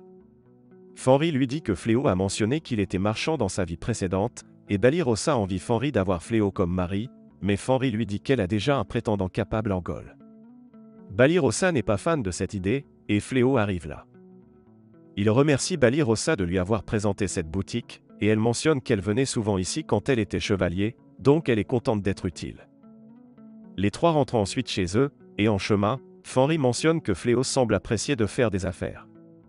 Fléau déclare qu'il était marchand, donc ce genre de travail lui convient, et Fenris mentionne que c'est bien de le voir travailler si dur, mais elle va regretter de passer du temps ensemble. Elle lui demande de traîner avec elle de temps en temps, et Fléau accepte de le faire. Le système détecte ensuite un djinn s'approchant de lui, et Fléau remarque qu'elle est juste derrière lui. Eya se présente, et Fléau lui demande ce qu'il peut faire pour lui. Eya se souvient que le premier souhait du héros était la mort de Fléau, et elle essaie de l'attaquer. Le système déploie une barrière pour protéger Fléau, mais Fenris saute pour le sauver. Cela la blesse mortellement, et Fléau vérifie son état. Pendant ce temps, le djinn lance plusieurs attaques sur Fléau, mais ces attaques ne peuvent pas traverser ces barrières. Fléau essaie alors d'utiliser la magie de guérison sur Fenris, mais le système lui dit que ses blessures sont trop graves pour être guéries, et il n'a aucun autre sort qui peut guérir Fenris. Eya attaque ensuite Fléau avec un sort appelé Lumière Primordiale, mais cela n'a aucun effet sur lui, et après avoir vu ce sort, Fléau le maîtrise avec quelques sorts sombres. Il déclare alors qu'il ne pardonnera pas à Eya d'avoir blessé Fenris, et il se prépare à se battre contre elle. Fléau utilise alors un sort sur le corps de Fenris pour remonter le temps, et cela guérit Fenris. Eya est surpris de voir un humain utiliser un sort de renversement temporel, et elle se demande qui il est. Fléau frappe ensuite Eya au visage et lui donne un coup de pied. Elle essaie d'utiliser la magie noire primordiale sur lui, mais il la dissipe et l'attrape par la tête. Elle lui demande ce qu'il est, et elle remarque que toutes ses statistiques sont infinies. Fléau la projette alors contre un mur et commence à la frapper. Eya remarque que son sort défensif est inutile, et Fenris se réveille. Balirosa lui demande si elle va bien, et elle mentionne qu'elle va bien. Elle remarque qu'elle n'a pas la moindre blessure, et elle se demande ce qui se passe. Balirosa lui explique que tout cela est grâce à la magie de Fléau, et Fenris remarque que Fléau bat sauvagement Eya. Elle est heureuse de voir qu'il se bat si impitoyablement pour elle même si un humain n'est pas capable de blesser physiquement un djinn, et elle se souvient que quand elle a rencontré Fléau pour la première fois, il lui a dit qu'il n'aimait pas se battre. Il a mentionné qu'il ne voulait pas tuer quelqu'un qui s'était déjà rendu, et elle se demande s'il fait tout cela juste pour elle. Fléau continue toujours à battre Eya, et il la soulève par le cou. Elle le supplie de lui pardonner, mais il déclare qu'il ne peut pas, car elle a blessé Fenris, et Fenris demande alors à Fléau d'arrêter. Elle déclare qu'elle est heureuse qu'il soit en colère pour elle, mais plutôt il lui a dit qu'il ne voulait tuer personne. Elle mentionne qu'elle ne veut pas qu'il perde sa gentillesse à cause d'elle, et Fléau lâche Eya. Il remarque que Fenris va bien, et elle lui dit qu'elle est en sécurité maintenant. Fléau est heureux de voir cela, et il la serre dans ses bras. Ensuite, nous voyons la princesse téléportée quelque part, et les mages se sentent très faibles après avoir utilisé ce sort. La princesse s'excuse d'avoir demandé trop d'eux même s'ils se remettent encore, mais les mages disent que c'est bon, et ils s'excusent de ne pas avoir pu la transporter plus loin en raison du manque de leur magie. La princesse demande alors aux soldats de protéger les mages pendant qu'ils se reposent, et elle pense qu'ils ont cherché le véritable héros en demandant autour d'eux régulièrement, mais ils n'ont eu aucun succès. Le collier du sacrifice autour du cou de tout le monde disparaît alors, et ils se demandent ce que cela pourrait signifier. La princesse pense que le djinn a peut-être échoué à exaucer le souhait, et la scène coupe à la capitale royale. Nous voyons que les soldats ont encerclé le trésor, et ils demandent au héros de sortir immédiatement. Ils mentionnent qu'ils ont reçu l'ordre de l'amener à la première princesse, et Tsuya demande au héros ce qu'ils doivent faire, car ils seront exécutés s'ils se font prendre. Le héros se demande si le djinn mentait sur le fait d'exaucer les souhaits, et il entend alors la voix de quelqu'un qui est surpris que le djinn n'ait pas réussi à exaucer un souhait. Quelque chose de sinistre sort alors de l'autel de l'épée de scellement, et elle possède Tsuya. Elle est heureuse d'acquérir enfin un vrai corps après avoir été scellée pendant des siècles, et elle change ses vêtements en utilisant la magie car il ne lui plaisait pas. Le héros est surpris que Tsuya puisse utiliser la magie, et elle déclare qu'elle n'est pas Tsuya, elle est la magicienne de minuit appelée Damalina, et en remerciement de l'avoir libérée de son sceau, elle va lui accorder le pouvoir qu'il désire. Elle transforme ensuite le héros en monstre, et le héros sort du trésor. Damalina le monte, et elle déclare qu'elle va punir les membres de la famille royale pour l'avoir scellé. Elle entre dans le château, et elle remarque un cercle de téléportation qui disparaît, et elle comprend que la famille royale n'est pas là. Elle mentionne qu'elle ne va pas les laisser s'en tirer, et elle quitte le palais à leur recherche. Ensuite, Fléau guérit Eya, et elle a peur de le voir. Elle lui demande de lui épargner la vie, et elle remarque qu'il l'a complètement guéri. Elle se demande pourquoi, et Fléau déclare que c'est parce que Fenris va bien. Balirosa demande alors à Fléau ce qu'il va faire de ce djinn, et elle déclare qu'ils ne peuvent pas laisser cette affaire aux gardes locaux ou aux chevaliers. Fléau pense qu'il serait peut-être bon de la sceller à nouveau dans le trésor du château, et Eya se demande comment il le sait. Fléau lui dit que le répertoire des sorts qu'il peut utiliser a encore augmenté, et il a utilisé l'un d'entre eux pour jeter un coup d'œil dans sa tête, car il voulait savoir pourquoi elle les avait attaqués. C'est ainsi qu'il a découvert que le héros était celui qui avait libéré son sceau, et qu'il lui avait demandé de le tuer comme son premier souhait. Eya est surprise que Fléau puisse utiliser la lecture de mémoire, car c'est un sort que seule elle peut utiliser, et Fléau déclare qu'il ne peut pas la ramener au château, car c'est un djinn dangereux qui peut exaucer un souhait en échange de nombreuses vies. Balirosa se demande ce qu'il devrait faire dans ce cas, et Fenris déclare qu'il y a une solution facile pour cela. Elle mentionne qu'Eya peut devenir la servante de Fléau à partir de maintenant, et Fléau lui rappelle qu'il ne veut pas d'une servante. Fenris déclare qu'elle le sait, mais il vaut mieux garder Eya près d'eux puisqu'ils ne peuvent pas compter sur le château. Elle pense que si un djinn puissant comme Eya se joint à eux, elle sera un bon atout, et Fléau lui dit que Fenris est devenu doué pour persuader, mais ses pensées fuient. Fenris lui dit qu'elle sait que le pouvoir n'est pas tout, mais avoir un membre fort peut aider toute la meute, et Fléau lui demande si elle en est sûre, car Eya est celle qui l'a blessée.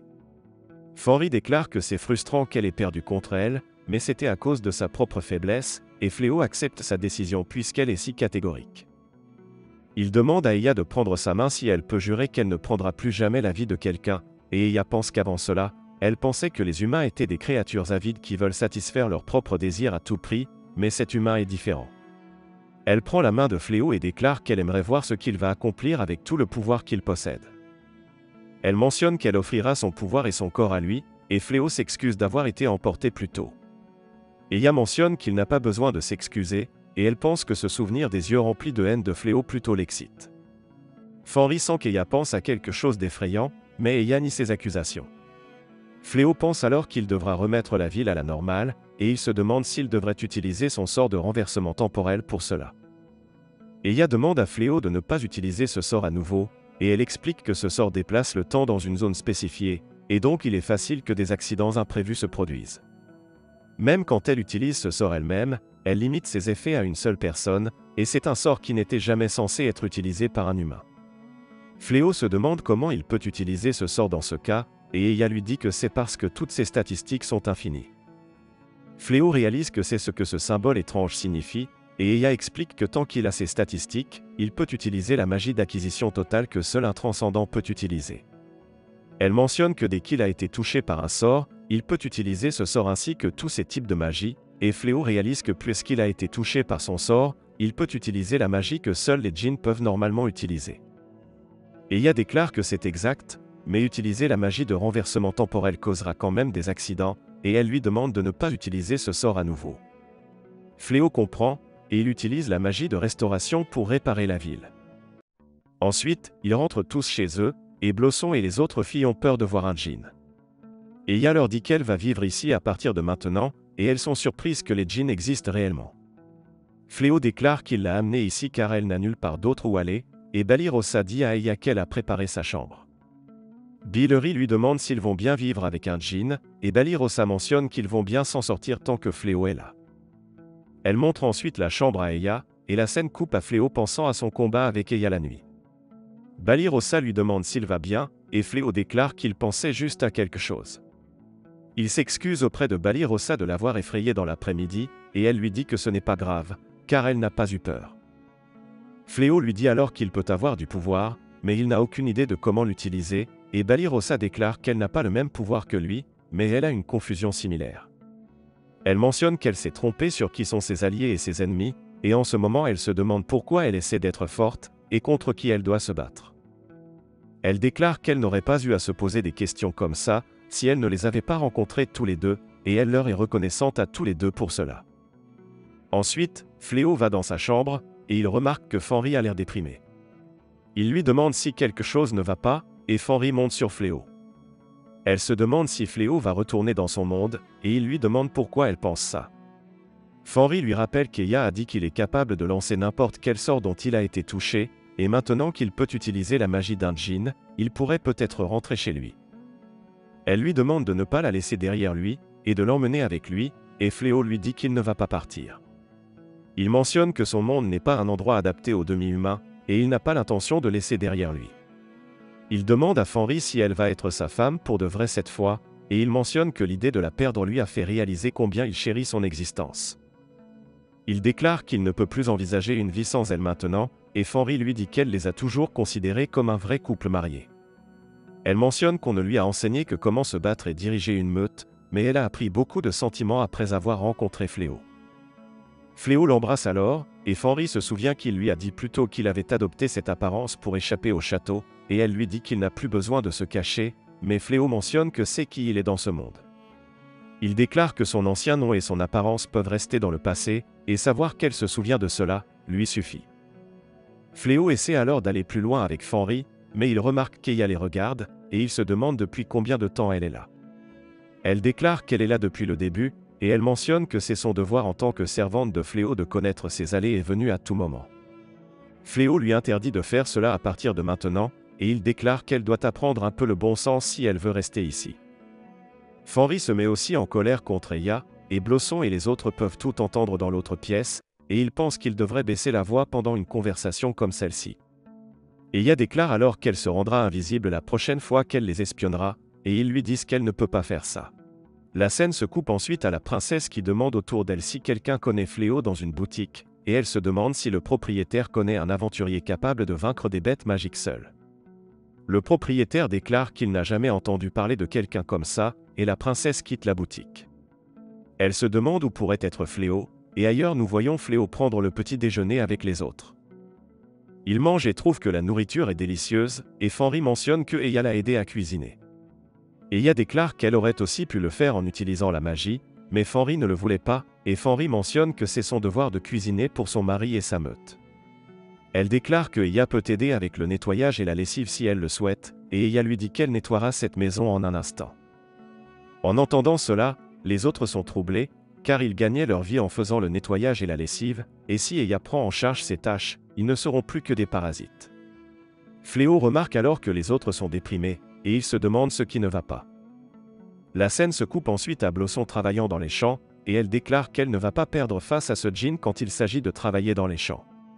Sybil aide dans les travaux des champs, et Billery pense qu'elle espérait aider la maison en travaillant comme cocher, mais tout ce qu'elle peut faire c'est élever des chevaux, et les chevaux la lèchent ensuite partout pour montrer leur affection.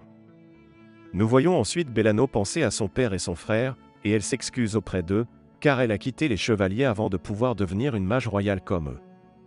Elle a l'impression qu'il n'est pas nécessaire qu'elle devienne plus forte, et elle se souvient du moment où Fléau lui a appris un sort. Elle a maîtrisé le sort et Fléau l'a complimentée pour cela, et elle pense qu'elle ne veut pas que ses efforts soient vains. Elle déclare qu'elle veut pouvoir utiliser plus de sorts, et elle entend alors du bruit à l'extérieur. Elle et Billery vérifient ce qui se passe, et elle remarque une bête magique en train de saccager les champs de Blossom. Elle essaie d'attaquer Bellano et Billery, mais Bellano se défend en utilisant une barrière, et Balirosa leur demande si elles vont bien. Elle déclare que oui, et elle mentionne que cette bête magique semblait docile au début, alors elle l'a amenée ici, mais elle ne pouvait pas se résoudre à la tuer. Billery lui demande si elle est devenue sauvage soudainement, et Balirosa déclare que oui. Billery dit alors à Sybil de se transformer en lapin, et elle monte sur la bête magique pour la maîtriser. Elle réussit, et les autres sont surpris que Billery puisse aussi contrôler les bêtes magiques. Billery déclare que ce n'est rien de spécial, et elle se demande s'il est possible pour eux d'utiliser la grande étendue de terre autour d'ici. Balirosa lui dit que cette terre appartient au seigneur de la ville, et qu'ils peuvent l'utiliser s'ils l'achètent comme Fléau. La scène se coupe ensuite à Fenris et Fléau seuls en ville, et Fenris est heureuse d'avoir du temps seul avec lui. Elle mentionne que c'est comme s'ils allaient à un rendez-vous, et Fléau lui dit qu'ils vont juste vendre quelques armures.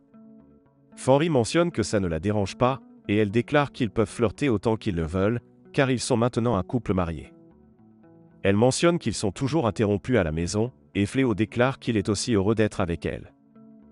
La scène se coupe ensuite à lui en train de vendre une armure en peau de salamandre, et le commerçant remarque que cette armure est vraiment légère. Il pense que cela pourrait convenir à une femme, et ce serait encore mieux s'il ajoutait des ornements. Il montre à Fléau quelques pierres précieuses, et il se demande s'il aimerait en mettre une sur l'armure, et Fléau choisit une gemme bleue. Le commerçant lui dit que cette pierre précieuse est rare et chère, et Fenris pense que le visage de travail de son mari est vraiment cool. Toute la ville est ensuite enveloppée dans les ténèbres, et Damalina apparaît du ciel avec le héros qui s'est transformé en monstre. Fléau regarde ce qui se passe et Fenris lui dit qu'un monstre est soudainement apparu du ciel. Fléau se dirige vers le monstre en pensant que les habitants de la ville sont en danger, et Damalina essaie d'attaquer la princesse. Elle élimine tous les soldats qui la protègent sauf un, et Eya rejoint Fléau et Fenris. Elle mentionne qu'elle est venue parce qu'elle a senti une présence maléfique, et elle dit à Fléau que le monstre est en réalité un humain, et que la sorcière qui le chevauche est celle qui l'a transformé en utilisant la magie. Elle explique que la sorcière est la grande mage de minuit appelée Damalina, et qu'elle a autrefois régné sur le royaume magique de Clyrode en tant que mage la plus puissante. C'est une femme qui a touché à la magie noire interdite, et elle a été vaincue par le héros de l'époque. Même après que son corps ait été vaincu, sa conscience a perduré, et elle a été scellée dans le piédestal de l'épée où elle a été scellée. Damalina a peut-être été ressuscitée lorsque son sceau a été brisé, et Fenris se demande si c'est la faute de Eya. Eya déclare que c'est la faute du héros qui l'a libérée, et elle demande à Fléau de la laisser s'occuper de cela. Fléau accepte, et il lui dit de donner la priorité à la vie des citoyens avant tout.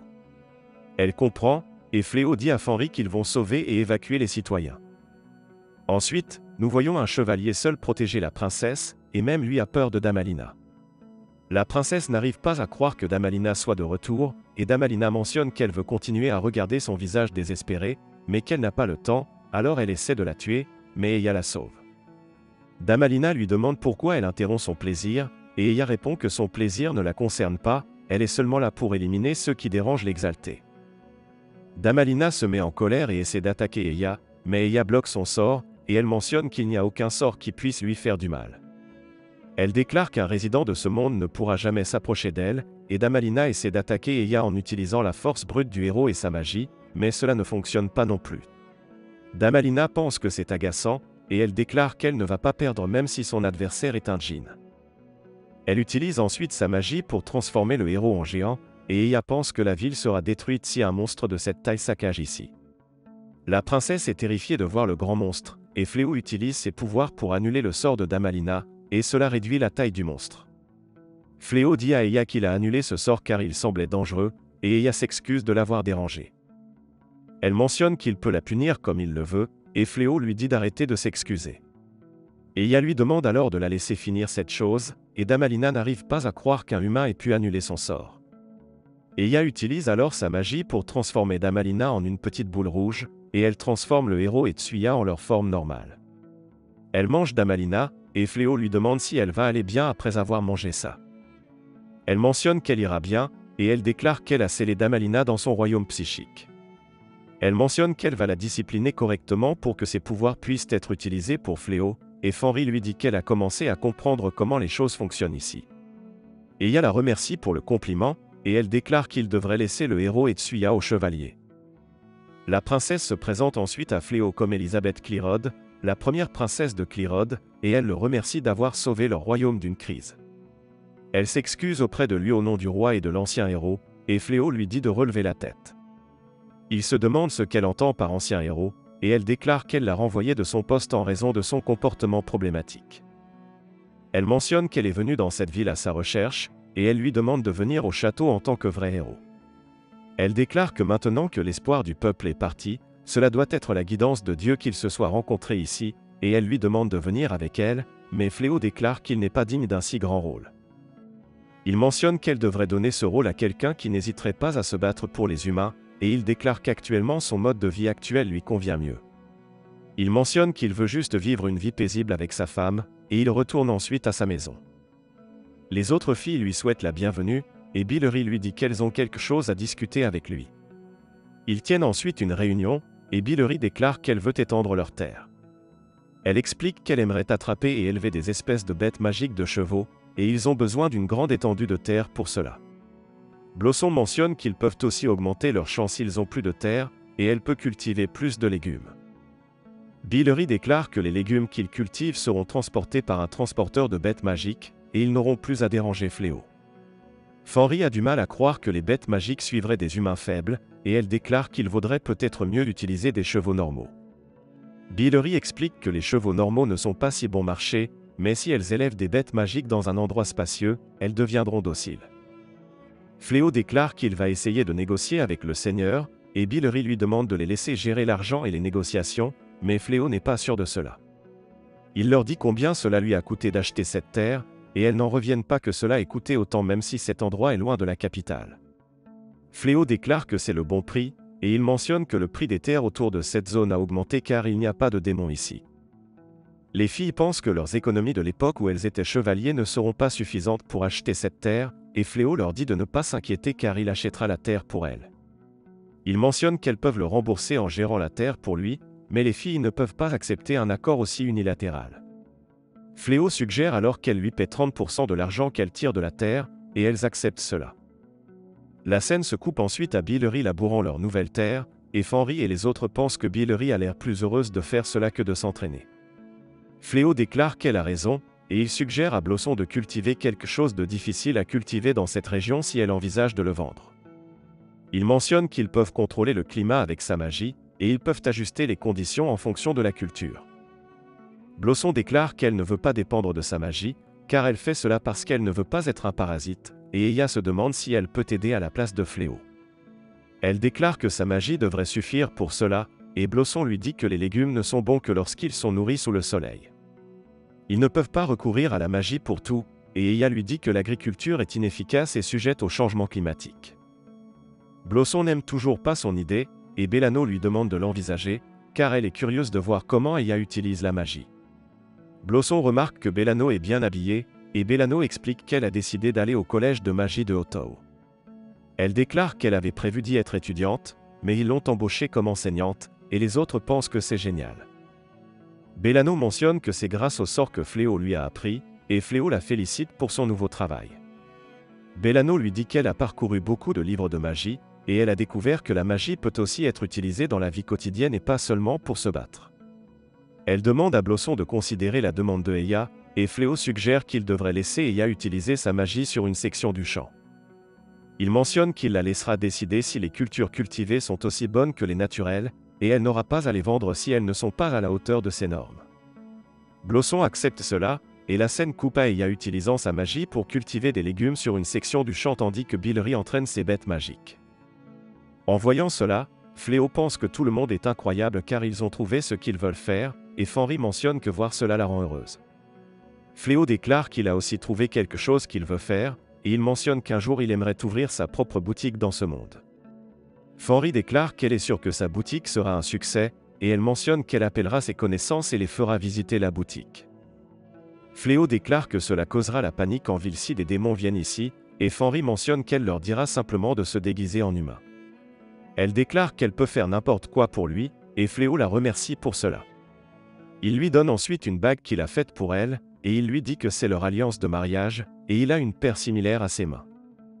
Fenry est heureuse de recevoir la bague, et ailleurs nous voyons que le héros et Tsuya sont enfermés dans une cellule de prison. Tsuya mentionne qu'ils vont être exécutés si le héros ne fait rien, et le héros est en colère d'être dans une telle situation de merde. La scène se coupe ensuite à Balirosa dans une sorte de cathédrale, et elle remarque qu'elle porte une jolie robe. Yulimina la félicite pour son mariage, et Gol arrive alors. Il déclare que Balirosa est magnifique, et il mentionne qu'elle sera désormais sa femme. Balirosa est surprise d'entendre cela, et Yulimina mentionne qu'en cadeau de mariage, l'armée noire va conquérir ce monde et le leur offrir. Gol dit à Balirosa qu'il va rendre hommage à sa beauté en lui offrant ce monde, et Balirosa panique et déclare qu'elle n'a pas besoin de ce monde. Gol lui dit alors qu'il l'aime, et il essaie de l'embrasser, mais elle se réveille et est soulagée de découvrir que tout cela n'était qu'un cauchemar. Elle se demande pourquoi elle a même rêvé du sombre seigneur, et elle crie de toutes ses forces. La scène se coupe ensuite à Balirosa en train de cuire des biscuits, et Fenry remarque que Balirosa n'a pas l'air bien. Balirosa mentionne qu'elle fait des cauchemars ces derniers temps, et Fenry se demande si elle est amoureuse. Elle explique que pour les lupines, les rêves sont comme des désirs, et on dit que la personne qu'ils aiment apparaît dans leurs rêves, et ils auront des cauchemars. Balirosa mentionne qu'elle ne peut pas être amoureuse, et les autres filles entendent cela et se demandent si Balirosa est tombée amoureuse. Elle se demande qui pourrait être l'heureux élu, et elle pense que cela doit être le sombre seigneur. Elle se rappelle que le sombre seigneur venait souvent ici juste pour voir Balirosa, et Balirosa leur dit qu'il venait seulement ici pour recruter Fléau. Blossom déclare que chaque fois que Balirosa n'était pas là, le sombre seigneur partait tôt, et les filles pensent que c'était assez évident pourquoi il venait ici. Balirosa mentionne qu'il cherchait seulement une occasion de la tuer, car elle avait pointé son épée sur lui, et les filles pensent que cela ne leur semblait pas être le cas. Elles disent que Balirosa pourrait peut-être gagner le cœur du sombre seigneur, et elle pourrait franchir la barrière des espèces et s'entendre comme Fléau et Fenry. Fenry leur dit qu'ils ne font pas que s'entendre, ils sont amoureux, et les filles réalisent qu'elles n'ont jamais entendu l'histoire de comment Fenry et Fléau sont tombés amoureux. Eya déclare qu'elle est également intéressée, et elle se demande ce qui a attiré Fenry vers Fléau. Fenry mentionne qu'elle n'y a jamais vraiment réfléchi, et qu'elle devrait déjà savoir à quel point Fléau est merveilleux. Elle réfléchit sérieusement, et elle mentionne qu'elle est probablement tombée amoureuse de lui parce qu'il est trop naïf. Elle explique que les lupines choisissent leur partenaire par le combat, et si quelqu'un montre une ouverture, c'est fini pour eux. Elle déclare que Fléau est plein d'ouverture, et au début, elle pensait devoir faire quelque chose à ce sujet, mais ensuite elle a compris que ce ne serait pas si mal s'ils pouvaient être tendres ensemble. On remarque alors que Fléau est également là, et il a tout entendu, ce qui embarrasse Fenry. Fléau reçoit alors une alerte, et il explique que plus tôt, il avait mis une barrière autour de la ville pour éloigner les démons et les bêtes magiques, et maintenant il y a une réaction. Eya déclare qu'elle peut sentir le pouvoir des démons, et Balirosa se demande si la ville est en danger. Fléau mentionne que la barrière n'a pas encore été franchie, et qu'il vaut mieux garder un œil sur la ville pendant un certain temps. On voit ensuite que Grinil est le démon que Fléau détecte, et elle remarque la barrière entourant la ville. Ensuite, Elisabeth découvre que les pièces d'or que Fléau leur a données étaient principalement des pièces d'or de Rhodes émises par le château. Elle se souvient que Fléau lui avait dit qu'il ne voulait pas combattre les démons ni les humains, et il lui avait donné des pièces d'or pour la reconstruction de la ville. Elisabeth pense que les pièces d'or de Rhodes ne devraient pas avoir été distribuées au grand public, et elle se demande pourquoi Fléau les avait avec lui. Les ministres lui disent qu'ils ont donné ces pièces d'or à Banaza, le jeune homme qu'ils ont convoqué par erreur. Ils pensent que Banaza et Fléau sont probablement la même personne, et Elisabeth réalise que c'est probablement la raison pour laquelle Fléau hésite à accepter le poste de héros. Elle déclare qu'ils doivent s'excuser auprès de lui, et un soldat informe la princesse que le héros et son serviteur se sont échappés de leur cellule et ont fui le château. Elisabeth n'en revient pas, et elle demande aux soldats de demander l'aide des milices locales et des aventuriers pour les rechercher. Elle pense ensuite que cela ne serait pas arrivé s'ils avaient nommé Fléau comme héros dès le début, mais elle sait qu'il est trop tard pour dire de telles choses, car elle a également participé à la nomination du blond comme leur héros. Ensuite, on voit les soldats chercher le héros, et on découvre que le héros et Tsuya se cachent derrière des buissons. Tsuya déclare qu'elle est fatiguée car ils ont couru tout ce temps, et le héros mentionne qu'elle devrait blâmer le stupide Jin car elle l'a fait passer pour un criminel. Tsuya déclare qu'ils sont également des fugitifs et des cambrioleurs maintenant, et le héros mentionne qu'ils n'ont jamais rien volé. Tsuya lui rappelle qu'il a pris le sac sans fond par désespoir, et il mentionne qu'il a pris le sac uniquement comme sa récompense promise. Il lui dit qu'on lui avait promis une pile d'or, suffisante pour que 20 personnes vivent confortablement, après qu'il ait terminé sa mission de héros, et il devrait le remercier d'avoir pris seulement un sac sans fond. Tsuya déclare que c'est tout ce qu'ils pouvaient prendre pendant leur fuite, et le héros vérifie le contenu du sac. Il remarque qu'il n'y a pas d'or, et qu'il n'y a qu'un sac d'eau perpétuelle et un coffre au trésor. Le héros jette un coup d'œil à l'intérieur du coffre au trésor, et il remarque qu'il contient un trésor royal appelé Pelle Foreuse. Les soldats entendent alors leur voix, et ils vont vérifier, mais ils ne trouvent personne et repartent. On voit ensuite que le héros et Tsuya se sont cachés dans un trou, et Tsuya n'en revient pas que cette pelle ait pu creuser un trou comme celui-ci en un instant. Le héros mentionne que c'est l'endroit parfait pour eux pour se cacher, mais il se demande comment ils vont sortir de là. Le sombre seigneur apprend ensuite qu'il n'y a toujours aucune nouvelle de Fléau et des autres, et Yulimina s'excuse pour cela, et elle mentionne qu'elle a mobilisé une unité de renseignement pour les chercher partout. Elle déclare qu'ils ont peut-être quitté le royaume, et Gol mentionne que cela ne peut pas être, car la magie de téléportation ne peut emmener le lanceur que dans des endroits qu'il a déjà visités. Il explique que Fléau n'a été invoqué dans ce monde que récemment, et il ne devrait pas avoir visité de lieu en dehors de ce royaume. Yulimina dit alors à Gol qu'il serait imprudent d'arrêter leur invasion et de donner la priorité à la recherche de cet homme, et elle mentionne que même si la purification est en vigueur, s'ils laissent leur bête magique mener, ils peuvent répandre le malicium dans le sol. Cela peut créer un chemin pour que leur force avance, et s'ils utilisent cette opportunité pour frapper de toute leur force, ils peuvent prendre le château de Clyrode. Gol rappelle à Yulimina que Fléau peut utiliser la purification de lui-même, et il peut facilement purifier le chemin que les bêtes magiques créent en se sacrifiant. Il mentionne que le rechercher est leur priorité absolue, et Yulimina lui dit qu'ils ne pourront pas réprimer ceux qui doutent de lui s'ils font cela. Gol lui caresse alors la tête, et il est désolé de lui avoir causé des ennuis, mais il déclare qu'il ne peut pas plier ses propres principes. Il lui dit qu'il ne pense pas que la victoire vaut le sacrifice de leur peuple, et on remarque qu'une démone écoute cette conversation. La démone informe ensuite Huygard, le frère de Gol, que son frère devient mou, et elle lui rapporte le reste de ce qu'elle a entendu. Huygard n'en revient pas que son frère essaie de recruter un humain au lieu de continuer l'invasion, et la démone déclare que l'humain possède le pouvoir du héros, mais Huygard ne se soucie pas de cela, et il déclare que tous les humains devraient être écrasés, qu'ils soient un héros ou non, cela n'a pas d'importance. Il se demande pourquoi Gol essaie de se faire des amis avec un humain, et il déclare que le moyen du sombre seigneur est d'écraser l'ennemi de toutes ses forces. La démone déclare qu'il a raison, et Huygard mentionne qu'il devra saisir le trône pour lui-même puisque c'est ainsi, et il déclare qu'il va détruire Clyrode en tant que nouveau sombre seigneur. La scène se coupe ensuite à Fenris et Fléau faisant des courses en ville, et on voit que Fléau est toujours préoccupé par la réaction qu'il a eue de sa barrière plus tôt. Il est heureux que rien ne se passe, et il mentionne que puisqu'ils ont du temps avant de retrouver tout le monde, ils devraient manger quelque chose. Ils marchent tous les deux vers un restaurant, et en chemin, il remarque qu'une vieille femme nommée Aldi enlève l'enseigne de son magasin. Il lui demande si elle ferme boutique, et elle mentionne que oui.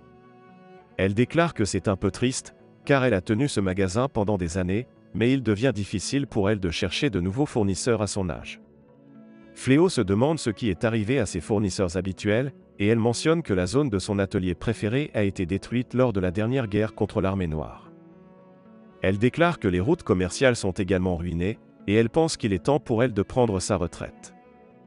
Fléau et Fenry continuent ensuite vers le restaurant, et Fenry est triste que les effets de la guerre atteignent cette ville, même si elle est loin de la zone de guerre. Fléau lui dit que c'est vrai, mais d'un autre côté, de nouveaux magasins ouvrent également, et il lui dit que les humains sont assez résilients. Ils arrivent ensuite au restaurant, et ils rencontrent Bali Rossa là-bas. Remarquant qu'ils vont manger, elle déclare qu'elle les invite, et Fenry n'est pas heureuse qu'elle vienne troubler leur moment en tête-à-tête, mais Fléau déclare que c'est bon.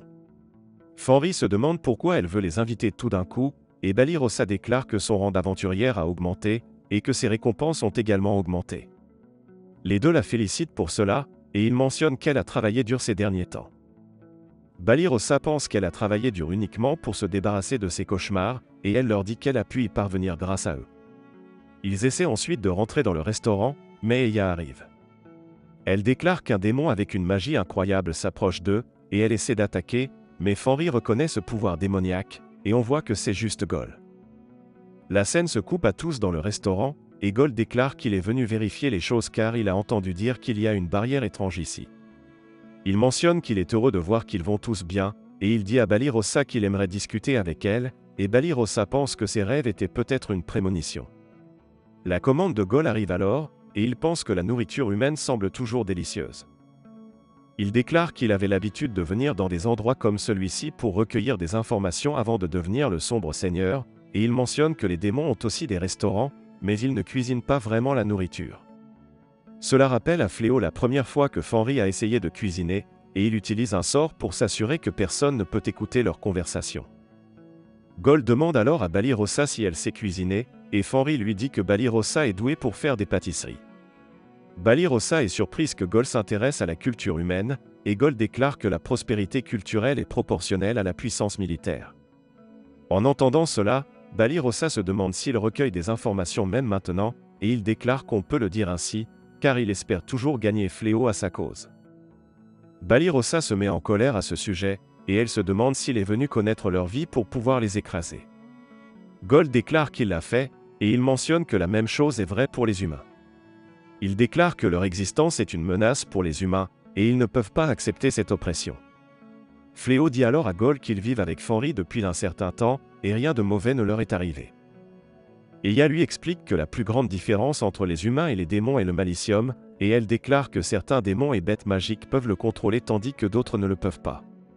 Ces derniers fuient constamment de petites quantités de malicium, et s'ils se rassemblent en un seul endroit, ils peuvent polluer la zone et être nuisibles aux humains. Fléau réalise que c'est ce qui s'est passé dans la forêt de Delaveza, et Fenry lui dit que Sib et les démons de type cheval peuvent contrôler leur malicium, donc il n'a pas besoin de s'inquiéter. Fléau réalise que ce conflit est plus profond qu'il ne le pensait, et Gol déclare que beaucoup de démons sont également assoiffés de sang et qu'ils ont hâte de se battre. Il s'excuse ensuite d'avoir ruiné leur ambiance, et il part en disant qu'ils se reverront. Ensuite, sur le chemin du retour, Fléau pense qu'il était heureux lorsqu'il a découvert que les demi-humains ne sont pas discriminés dans ce monde, mais la discrimination entre les humains et les démons ici est encore pire. Fléau serre alors Fenry dans ses bras par derrière, et il lui demande de le laisser faire ça un moment, et elle accepte. On voit ensuite Tsuya et le héros escalader le trou qu'ils ont fait, et Tsuya est presque sorti, mais le héros est distrait par ses fesses, et il tombe. La scène se coupe ensuite à Fléau et aux autres dans la maison en train de manger du steak haché préparé par Fenry, et ils l'adorent vraiment. Il mentionne que c'est plus délicieux que ceux du restaurant de la ville, et Bali Rossa ajoute que Fenry devient de plus en plus doué en cuisine. Fenry les remercie pour le compliment et déclare que c'est grâce à son professeur Milno. Fléau lui demande si elle continue toujours ses cours de cuisine, et Fenry mentionne que la personne qui lui enseignait est venue à Otto l'autre jour. Elle est allée lui dire bonjour et lui a exprimé sa gratitude pour lui avoir appris à cuisiner. Elle a déclaré que grâce à elle, elle a pu conquérir le cœur de son mari, et Milno l'a félicité. Elle a ajouté qu'elle lui apprendrait à préparer des repas familiaux en guise de cadeau, et Fenry mentionne qu'elle lui a même enseigné à faire des repas que les enfants adorent. Bali Rossa dit que c'est une possibilité, puisque les deux sont maintenant mariés. La princesse arrive ensuite chez Fléau, et Fléau se demande ce qu'elle fait là. Il lui rappelle qu'il lui a déjà dit qu'il n'était pas intéressé à devenir un héros, et elle répond qu'elle est juste venue s'excuser auprès de lui, et Fléau découvre qu'elle sait qu'il est Banaza. La scène se coupe ensuite à eux en train de discuter dans une pièce, et Balirosa sert du thé à la princesse. Elle espère que cela lui plaira, et Elisabeth mentionne qu'elle en prendra, puis demande aux autres de partir car elle veut discuter de quelque chose d'important avec Fléau. Fenris déclare qu'elle ne les laissera pas seuls ensemble car son royaume a vraiment maltraité son mari jusqu'à présent. Fléau comprend et dit à Elisabeth qu'il veut que sa femme reste avec lui. Il mentionne qu'elle peut partir si c'est quelque chose qu'elle ne peut pas discuter devant sa femme, et Elisabeth comprend. Les autres partent alors, et Elisabeth s'excuse à nouveau auprès de Fléau pour tout le mal que son royaume lui a fait. Elle dit qu'elle est particulièrement désolée pour le sort qu'ils ont jeté sur son sac sans fond et pour son exil dans la forêt. Fléau lui dit qu'elle n'a pas besoin de s'excuser, car il est juste un humble marchand maintenant, et Elisabeth se demande s'il ne veut pas accepter ses excuses. Fléau mentionne que ses excuses ne changeront rien, et il lui dit d'aller droit au but. Il sait qu'elle n'est pas là juste pour s'excuser, et Elisabeth est surprise qu'il ait vu clair en elle. Elle lui montre une carte et explique que c'est une carte magique montrant les positions de l'armée de Clérode. Chacun des marques dorées représente une pierre enchantée portée par le chef de bataillon, et Fléau lui demande pourquoi elle lui montre des informations aussi sensibles. Elisabeth explique que les effets de purification autour de la ville du château vont bientôt s'estomper, et l'armée sombre continuera son invasion, mais leurs mages n'ont pas encore récupéré leur magie. Ils vont positionner leurs troupes pour utiliser l'avantage géographique, mais cela laisserait certaines villes complètement vulnérables. Elle est venue demander à Fléau de protéger ces villes, et elle sait qu'elle ne peut pas lui demander d'être leur héros maintenant. Fenris n'en croit pas ses oreilles et trouve cela égoïste. Elle mentionne qu'elle ne laissera pas la princesse entraîner son mari dans une guerre, et Elisabeth explique que le roi, qui est alité en ce moment à cause de la purification, se réveillera bientôt.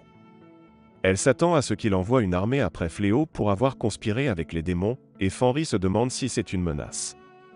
Elisabeth répond que non, et elle explique qu'il y a quelque chose qu'elle peut faire à ce sujet en tant que dirigeante par intérim de Clérode. Elle dit qu'elle peut faire abdiquer le roi pour elle sous le crime de déshonorer le vrai héros et pour le crime de nommer un faux héros. Elle demande humblement son aide et explique que le roi a protégé leur royaume tout ce temps, mais il a souvent abandonné ceux qui avaient besoin d'aide. Elle déclare qu'elle va régner à sa place pour sauver son peuple, et pour cela, elle doit montrer qu'elle peut commander l'armée aussi bien que le roi. Fenris est en colère que la princesse veuille utiliser Fléau pour devenir elle-même souveraine, et Fléau lui dit de se calmer. Il mentionne qu'elle veut seulement une garantie qu'il ne rejoindra pas l'armée sombre, et Elisabeth confirme. Fenris ne comprend pas, et Fléau explique qu'elle lui a montré des informations vitales parce qu'elle voulait qu'il reste silencieux et ne cause aucun problème. Elle ne l'a jamais compté parmi ses forces, et Elisabeth explique qu'elle ne veut tout simplement pas abandonner ses villes. Fléau se demande si elle n'a jamais envisagé qu'il puisse transmettre ces informations aux démons, et la princesse dit qu'il peut le prendre comme un signe de confiance de leur part. Elle demande à Fléau de lui accorder son aide, et la scène se coupe à des aventuriers cherchant le héros blond pour collecter la récompense sur sa tête. Ils ne trouvent pas le héros, et on voit lui et Tsuya cachés derrière des buissons. Tsuya ne peut pas croire qu'ils doivent encore fuir alors qu'ils viennent juste de sortir de ce trou, et elle dit qu'elle est vraiment fatiguée. Le héros lui demande de ne pas s'inquiéter car il ne se fera pas attraper dans un endroit comme celui-ci, et le ventre de Tsuya gargouille alors, et elle dit qu'elle a faim. Le héros lui donne alors des biscuits à manger, et elle se demande si elle peut les manger, car ils n'ont pas beaucoup de nourriture restante. Le héros dit que c'est bon, et il lui demande pourquoi elle le suit encore. Tsuya dit qu'elle pourrait lui poser la même question, et elle lui dit qu'il aurait été plus facile pour lui de s'échapper seul plutôt que de porter un fardeau comme elle. Le héros dit qu'elle a raison, et Tsuya mentionne qu'elle a aussi aimé le côté cool qu'il a montré en déverrouillant sa cellule. Elle mentionne qu'il a fait quelques erreurs ici et là, et le héros dit qu'il doit faire attention car tout sera fini une fois qu'il sera mort. Une araignée vient alors vers eux et les attache avec ses fils. On voit que Fufin contrôle l'araignée, et elle dit que ces deux-là vont faire de beaux sacrifices. La scène se coupe ensuite à Fléau et Fenris allongés dans leur chambre, et Fenris se demande si elle peut dormir avec Fléau. Fléau accepte, et après être monté dans le lit avec lui, elle lui demande s'il pense à l'offre de la princesse. Fléau dit qu'il n'aime pas se battre, mais il ne peut pas rester sans rien faire en sachant que des villes sont en danger. Il mentionne qu'il a aussi pensé à ce qu'ils devraient faire dans ce monde, et s'ils ont des enfants un jour, il veut qu'ils sourient aux côtés des humains et des démons. Il dit qu'il veut créer un monde où les deux espèces peuvent coexister, et il sait que cela va être difficile, mais il veut faire tout ce qu'il peut pour réaliser cela. Fenris dit qu'elle est sûre que Fléau pourra y arriver, et elle mentionne qu'elle sera à ses côtés autant qu'elle le pourra. La scène se coupe ensuite aux villageois d'un village évacuant parce que les démons se dirigent vers leur ville, mais une fille est laissée derrière, et elle remarque les démons approcher. Un des démons essaie de l'attaquer, mais Fléau et Fenris la sauvent. Fléau érige alors une barrière et dit à la petite fille de partir pendant qu'elle en a l'occasion. Fenris dit alors à Fléau qu'elle ne peut pas croire qu'il a accepté ce travail sans aucune compensation, et Fléau dit que s'ils acceptaient une récompense, les gens diraient que les humains l'ont acheté. Il mentionne qu'il a perdu face à la princesse, dès qu'il a décidé de l'écouter, et en entendant cela, Fenris se demande si Fléau va devenir le mari de la princesse maintenant. Elle dit que certains démons prennent plusieurs femmes, et Fléau dit qu'il ne l'épousera pas. Un des démons se demande alors pourquoi une lupine prend le parti des humains, et Fléau dit qu'ils sont les protecteurs de cette ville, et il mentionne qu'il ne les blessera pas s'ils font demi-tour maintenant, mais il ne les épargnera pas s'ils blessent quelqu'un. Les démons le prennent à la légère en pensant qu'il n'est qu'un simple humain, et Fenris leur dit qu'aucun d'eux ne pourra jamais percer cette barrière. Un cyclope arrive alors, et il essaie de briser la barrière. Fenris explique à Fléau que les cyclopes sont la tribu la plus puissante de l'armée sombre, et ils servent lui garde. Le cyclope remarque alors que Fenris est une lupine, et elle mentionne que leur chef faisait partie des 4 infernaux, mais il n'était pas assez intelligent pour éviter sa mort. Il dit que son frère était faible, et il mentionne qu'elle n'est pas de taille face à son pouvoir. Fenris demande alors à Fléau de lui laisser ce type, et elle explique que son frère a perdu, et c'est normal pour lui de porter le blâme en tant que membre des 4 infernaux, mais elle ne peut pas rester les bras croisés si la mort de son frère a causé le mépris de leur race entière. Elle dit au Cyclope qu'elle va lui rappeler quelle tribu est la plus forte, et Fléau lui permet de combattre le Cyclope seul, mais il dit qu'elle ne doit pas le tuer. Elle sort alors de la barrière, et le Cyclope l'attaque, mais elle esquive toutes ses attaques. Elle le mord ensuite à plusieurs endroits, mais cela n'a pas beaucoup d'effet, car les muscles du Cyclope sont trop épais. Fenris dit que le vaincre sans le tuer va prendre du temps, et elle mentionne que son ancien moi l'aurait déjà fini, mais maintenant elle sait comment se retenir. Elle utilise ensuite un sort pour sauter haut dans les airs, et elle échange sa position avec le Cyclope. Le Cyclope dit qu'une chute ne sera pas suffisante pour le vaincre, et il lance sa massue pour attaquer Fenris, mais Fenris échange de nouveau sa position avec lui, et le Cyclope se frappe avec sa propre massue. Fenris utilise ensuite cette ouverture pour l'immobiliser avec des arbres, et elle lui demande s'il veut encore se battre. Le Cyclope ne peut pas croire qu'elle a utilisé des coups bas pour gagner contre lui comme les humains, et Fenris lui dit qu'il serait mort maintenant si elle n'avait pas utilisé des trucs sales. Le Cyclope se met en colère en entendant cela, et il dit aux autres de ne pas laisser cette traîtresse s'échapper. Les autres démons essaient alors d'attaquer Fenris, mais Fléau les bête tous en une fois. Fenris dit qu'elle aurait pu s'occuper d'eux toute seule, et Fléau lui dit que puisque le duel est terminé, ils n'ont plus besoin de se battre. Il soigne ensuite le Cyclope, et il lui demande de repartir avec son armée.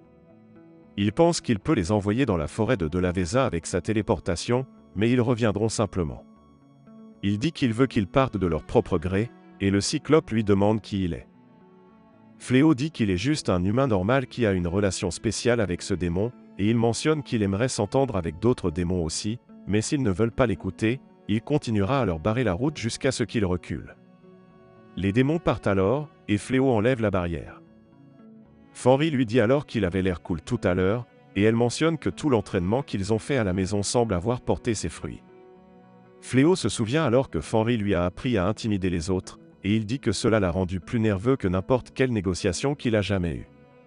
Fenris se demande si c'était vraiment suffisant, car les démons vont frapper à nouveau dès qu'ils recevront l'ordre de le faire.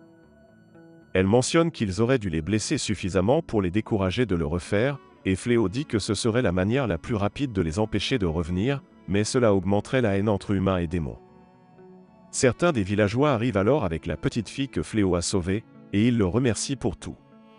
Il se demande pourquoi il a un loup avec lui, et il dit qu'il n'y a rien à craindre car elle est son partenaire. La petite fille remercie alors les deux, et Fenris est heureuse qu'elle ne soit pas blessée. Fléau dit aux villageois qu'ils sont venus ici à la demande de la première princesse, et qu'ils devraient la remercier elle, pas eux, et il part.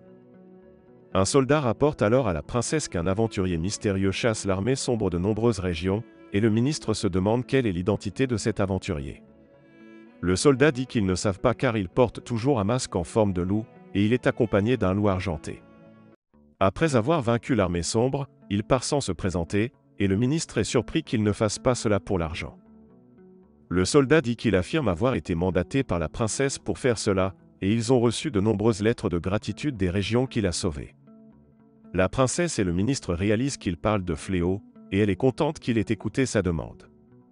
Le ministre dit au soldat d'informer tout le monde d'aider cet aventurier s'il le voit, et la princesse pense qu'elle devra remercier Fléau d'une manière ou d'une autre, car il a fait beaucoup pour eux. La scène se coupe ensuite à Fléau chassant une autre escouade de l'armée démoniaque, et Gol remarque cela. Il ne peut pas croire que Huygard agisse sans ses ordres, et Grinil informe Gol que Huygard commence un coup d'état. Lui et toute sa suite ont saisi la salle du trône, et on voit Huygard demander à Fuffin si les préparatifs sont faits, et elle répond qu'ils le sont, et qu'elle a également sécurisé une paire de sacrifices. Elle mentionne qu'ils vont déployer ce rituel spécial en combattant Gol pour emprunter le pouvoir du dieu maléfique. Peu importe à quel point Gol est fort, il ne gagnera pas contre le dieu maléfique, et Huygard pense que le trône lui appartiendra une fois qu'il aura vaincu son frère. Merci d'avoir regardé les parties 1 à 9, les autres parties seront sur ma chaîne. Merci de liker et de partager la vidéo si vous l'avez appréciée, et n'oubliez pas de vous abonner et d'activer la cloche de notification pour continuer à recevoir de nouvelles mises à jour d'Anime Recap.